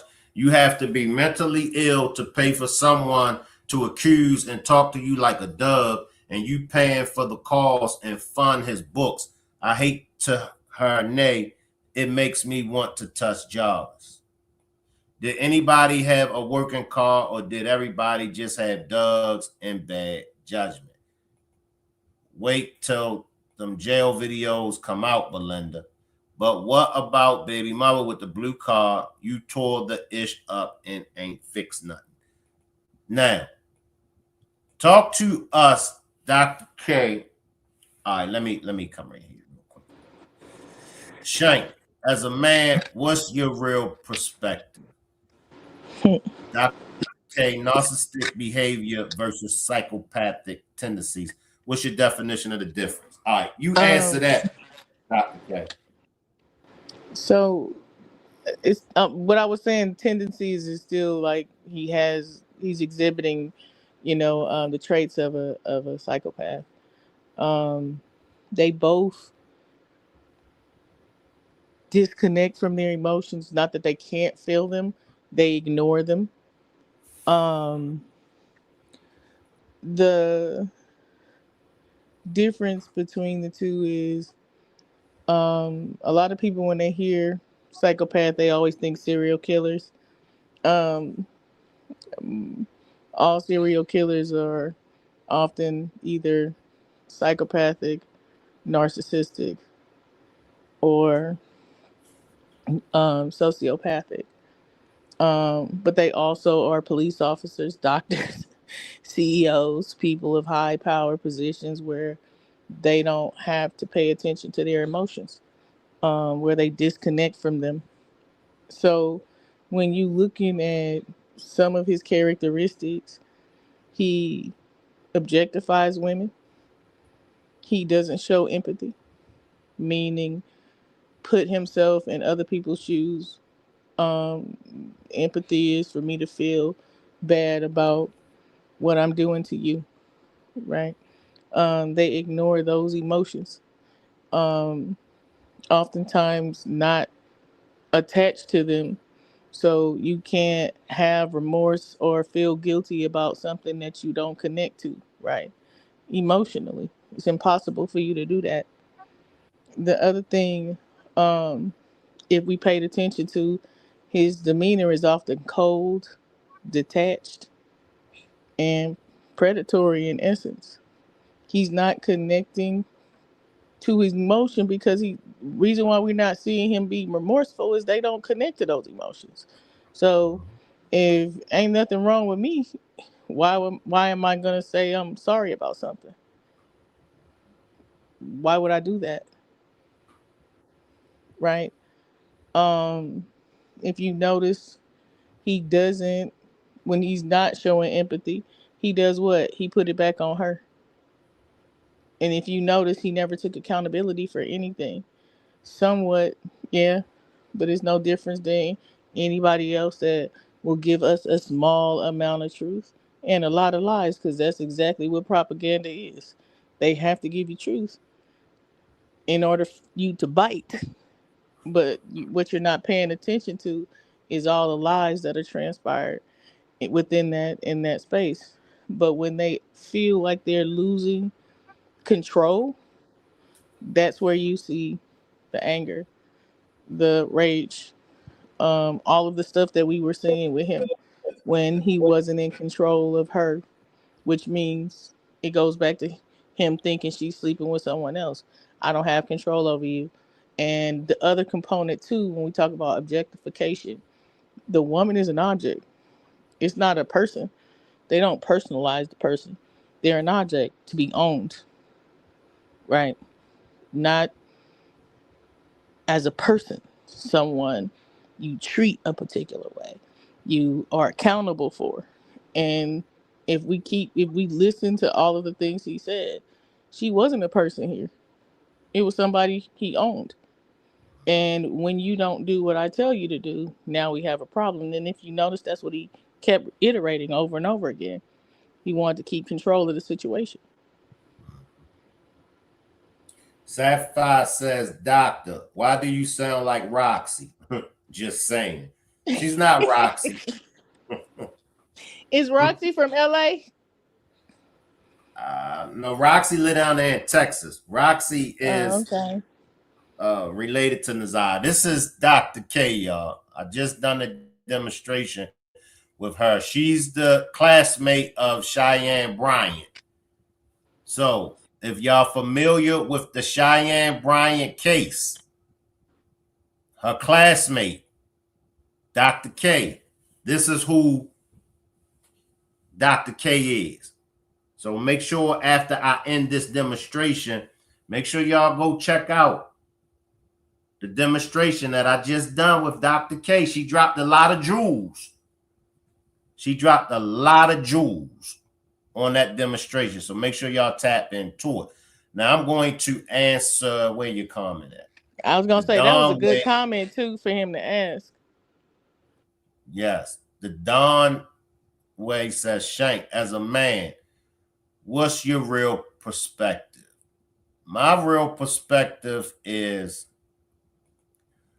I do believe that Jarvis did red rum Nazaya. When it comes to the females, when it comes to the broads, none of the broads were slow. They wasn't slow. Excuse me. They were just down for their man. And in their minds, Jarvis was their man. So my only issue with the broads is once they found out that Jarvis was the suspect in Nazaya's disappearance, they should have cut him off. They should have pressed him about that. The same energy that they had for him now when it's pertaining to other females, the same energy that they got for him now, once they found out, and I guess we won't really know until more jail calls come out. But once them jail calls came out, they should have been pressing Jarvis. Look, we all been a sucker in the name of love. I played a fool. I've been a sucker. We all been down that road. But when it comes to a child, that's when you stand up and do what's right. And they didn't do that. They didn't. But outside of that, I just think that they was down for their man. And I think that Jarvis, you know what I'm saying, despite the inappropriate touching of these babies, you got to give it to Jarvis. Because as I said, and I'll say it again, believe it or not, and y'all know what I'm about to say to be true, a lot of women are attracted to monsters like Jarvis. A lot of women that's in my chat. A lot of women that's watching. A lot of women that's watching this on the replay game would have been on them jail phone calls with Jarvis the same way Kizzy and Nay and them was. Come on, Doc. Come on, Doc. But because you've seen the same thing with Manson. Yeah. You've seen the same thing. Like, it's so crazy. Even Ted Bundy, remember? He had a whole female following. It's weird, right? To normal people that have logical sense, that actually see it, but it's very common for them to have cult followings. And it's not peculiar at all. But the other thing we had to take into consideration, there might be some narcissism with those women as well, because this whole thing has always been about the individual. Nobody's thought about that baby. No. Their own selfish desires is all they thinking about at this particular point. What about me and my needs? And that's what's more important. But that was even when that baby was alive. Nobody was thinking about her needs, because her story wasn't she in the foster care system?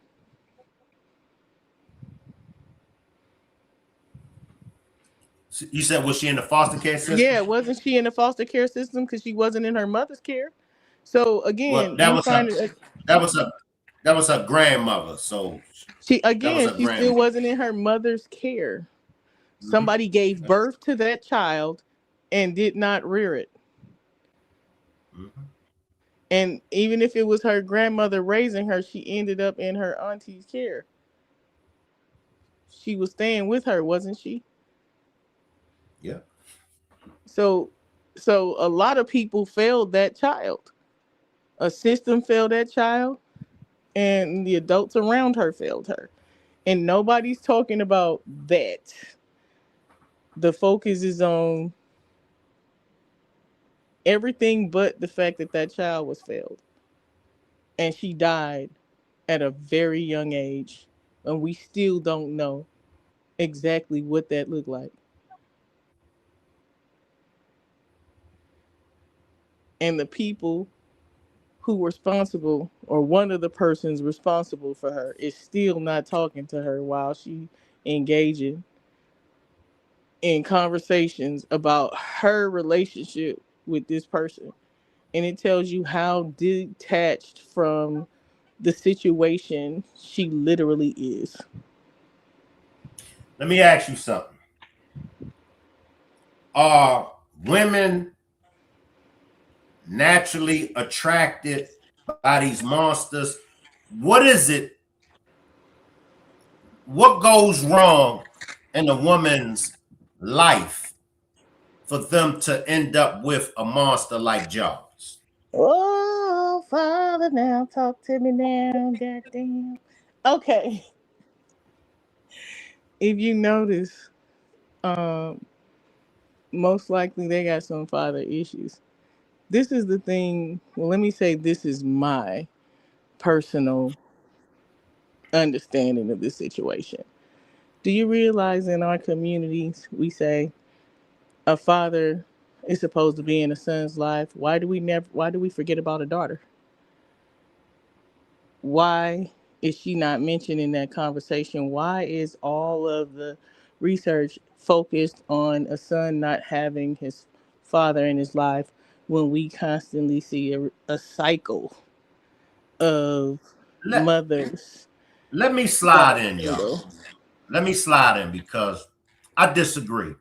I'm not finished though. Let me finish it. Then I'll let you chime in. And once I finish, you'll understand what I'm saying. So oftentimes when we first start off, children, who clings to the father, the son or the daughter? The daughter. In an early age, the daughter, right? The daughter. Her early formative years she spends with her father, doesn't she? Mm-hmm. And everything she knows about being in a relationship with a man comes from being with him. And if she does not have a healthy sense of understanding in that relationship, she's going to grow up with a skewed perception, right? We never talk about the importance of a father being in their daughter's life in their early formative years. There's not a lot of research talking about it. They just focus on the son. Now, if you have daughters that are not having their fathers fully, this is why I said earlier that his constant presence, meaning him being there on a regular basis, is critical. So if everything a woman knows about a relationship with a man, she learns from her father, and his presence is not there, how do you choose a proper mate? That's one question, right? After a girl is a teenager, this is when you see the roles switch between a man and his daughter and a son and his mother. When they become preteens, this is when the role reversals starts being learned. How you learn to be a mother and a wife, how you learn to be a father and a husband. You notice it literally is naturally done this way. There's nothing that we teach that actually have that done in that sense, that children naturally make that transition. Think about that. I'm not saying that a father's is not I'm not saying a father's presence isn't important in their son's life. I'm saying that we don't include that it's important for both of them. And we have way more single mothers running around here. And the other thing is, if you grow up listening to women saying men aren't anything your whole life, what do you learn about what a man actually is? All right, let me slide in. Now go ahead. Me and you the same age, so this applies. Listen, 60s, the 70s, the 80s, that was true. That was true. When the 90s hit, the thugs is what changed the game. I know firsthand. Most of the females that I had, they came from two-parent households. The thug made the bad guy more appealing to these females that had fathers in the household. And this is what I always say. And black women don't take it the wrong way.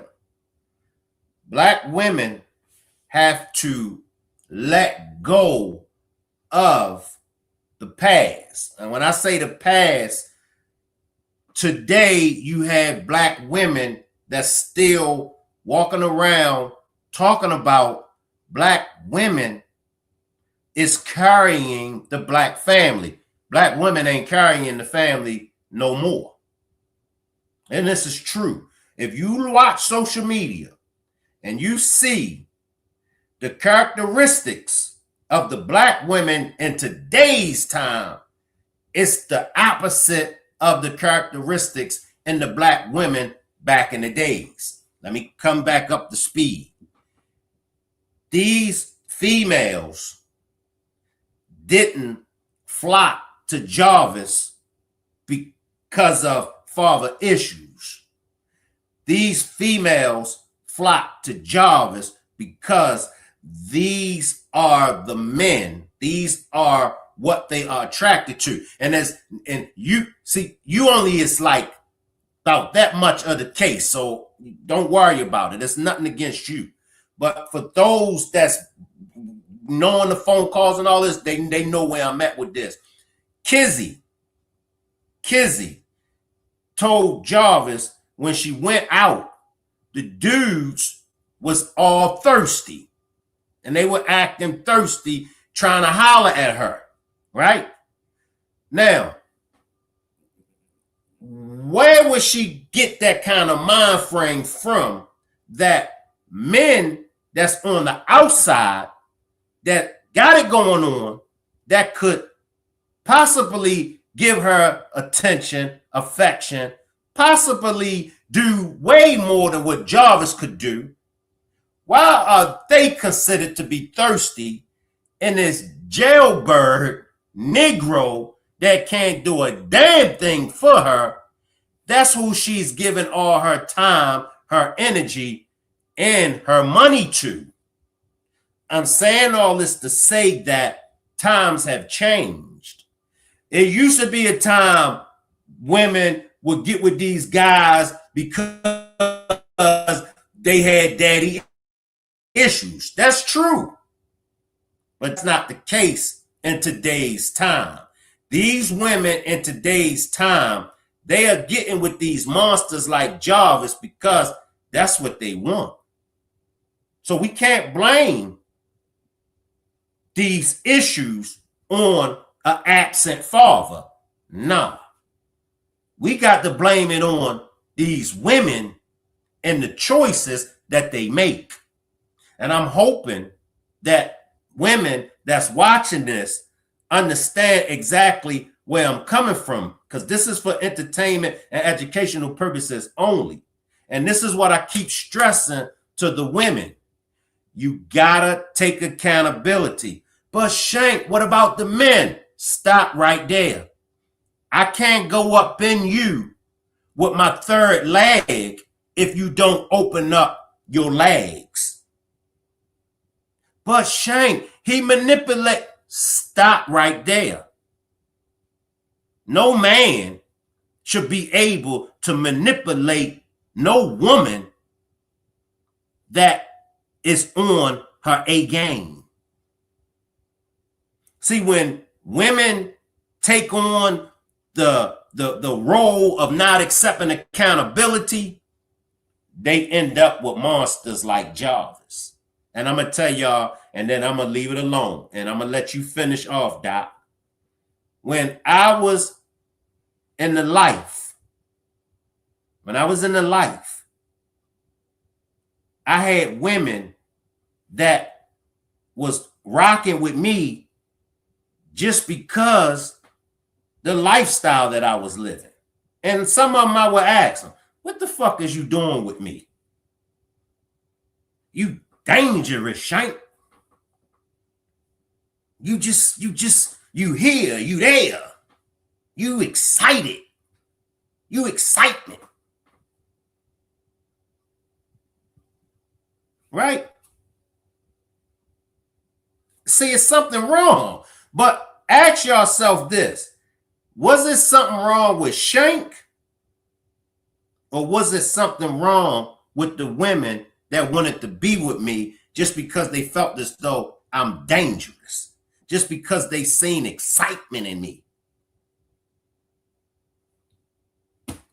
I digress. Come on, Dr. K. Okay, I didn't say that it was his fault, right? I said his presence is important to her understanding what it means to be loved and cared for by a man. That's where I see it. Also, right, masculinity. Our women are attracted to masculine men. The thing is what the thug exhibit is a false narrative of masculinity. Is not the natural state of the people, meaning this wasn't a common thing we saw prior to colonization. That's one. And that's also something we also had to take into consideration is systematic issues, right? Because most people assume I'm attacking the father when I say it. No, what I'm saying is his presence is important for her development to know that. This is the other key. Do you know prior to the creation of the middle class that what we were seeing in the family structure is completely different, right?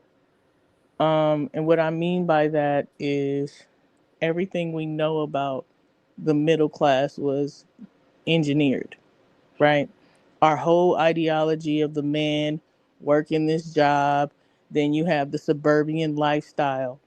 The woman stays home, cares for the kids, all that was dreamed up. A social experiment that was pushed by Hollywood. Is so much more to that story, right?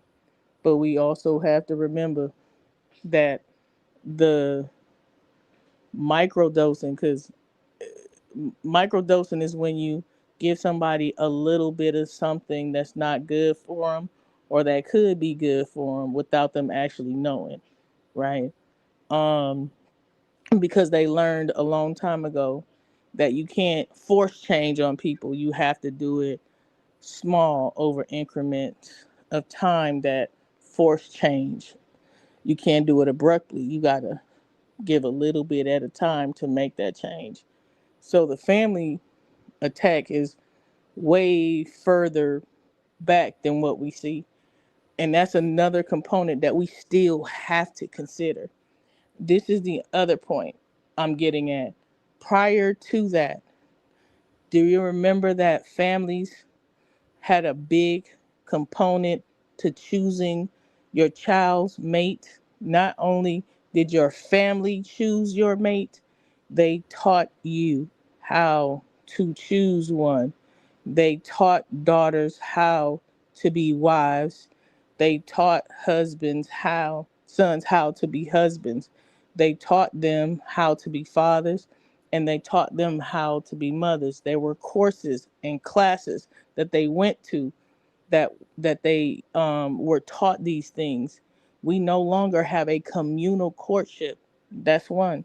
Once you take away the communal courtship, we're not looking at all that it requires to actually properly choose a mate. The first place people learn how to choose mate is dating in school. When you yourself barely know who you are, let alone know how to navigate the complexities of being in a relationship. But again, these are things that were taught in the home that are no longer taught. Imagine children being taught courtship, but no longer being taught courtship, because being in a relationship is deeper than money and feelings. And that's so true. And because this is a Naziah Harris demonstration, I want to save these jewels. I mean, I got some demonstrations for me and you, as well as others, I'm going to use you, and I'm going to use you, and I'm going to use you. You are the doctor that Cheyenne Bryant claims to be. and I want you to get as much exposure as you can, because I made the demonstration. You see it on my Instagram. Why isn't the doctors with the degrees, why aren't they getting the attention that Cheyenne Bryant is getting? Why do we sit around and promote her and allow her to run up her bag off of our free promotion? And here's though we got these doctors like a Dr. K and others, and we won't give no promotion to them. If you want to destroy people, would you give them what they need? No. That's the answer. So I want you to save these jewels because I got some demonstrations in mind. So give us your last words in 60 seconds so we can get out of here. It was a pleasure talking with you guys, engaging with you guys. It was a blessing. I definitely appreciate the exposure and look forward to the partnership.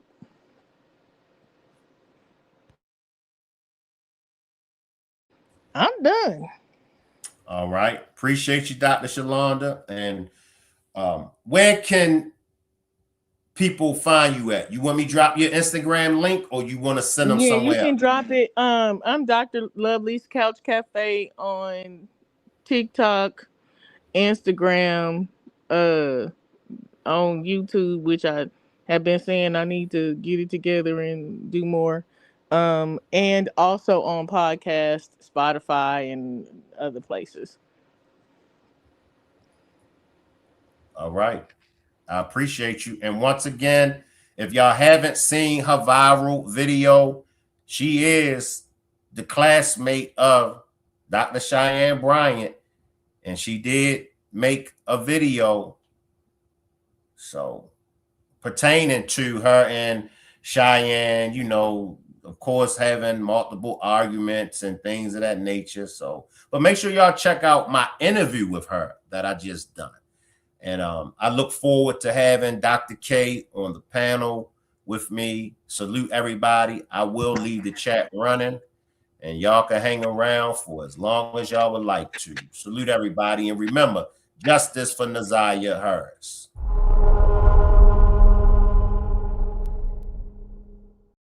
The Shank Rock is the wave of the future.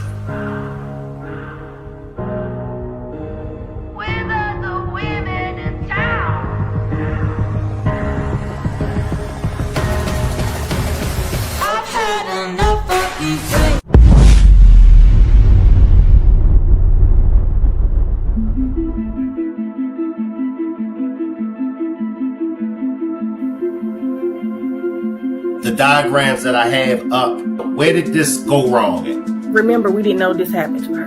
Around 3 o'clock that morning, I got random text messages and it was just pictures of her and the other little girl. I thought it was strange.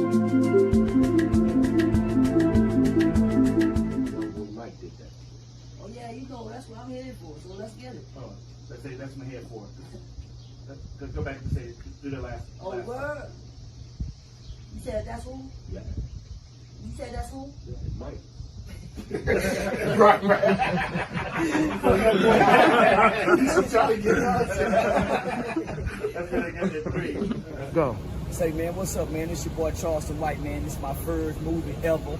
$1 million what? $1 million thing, $1 million thing. $1 million thing, man. So I'm with my man, the producer Shank, man. So he finna show me what to do, how to put it down, man, so we can pick some up. So y'all stay tuned in and locked in, baby. Yeah. Let's talk about some of these beefs you've been into. Yeah, that's what I love. That's what I love. Let's get to it. Now, look, I'm gonna save her for last, or should I start off with Glorilla first?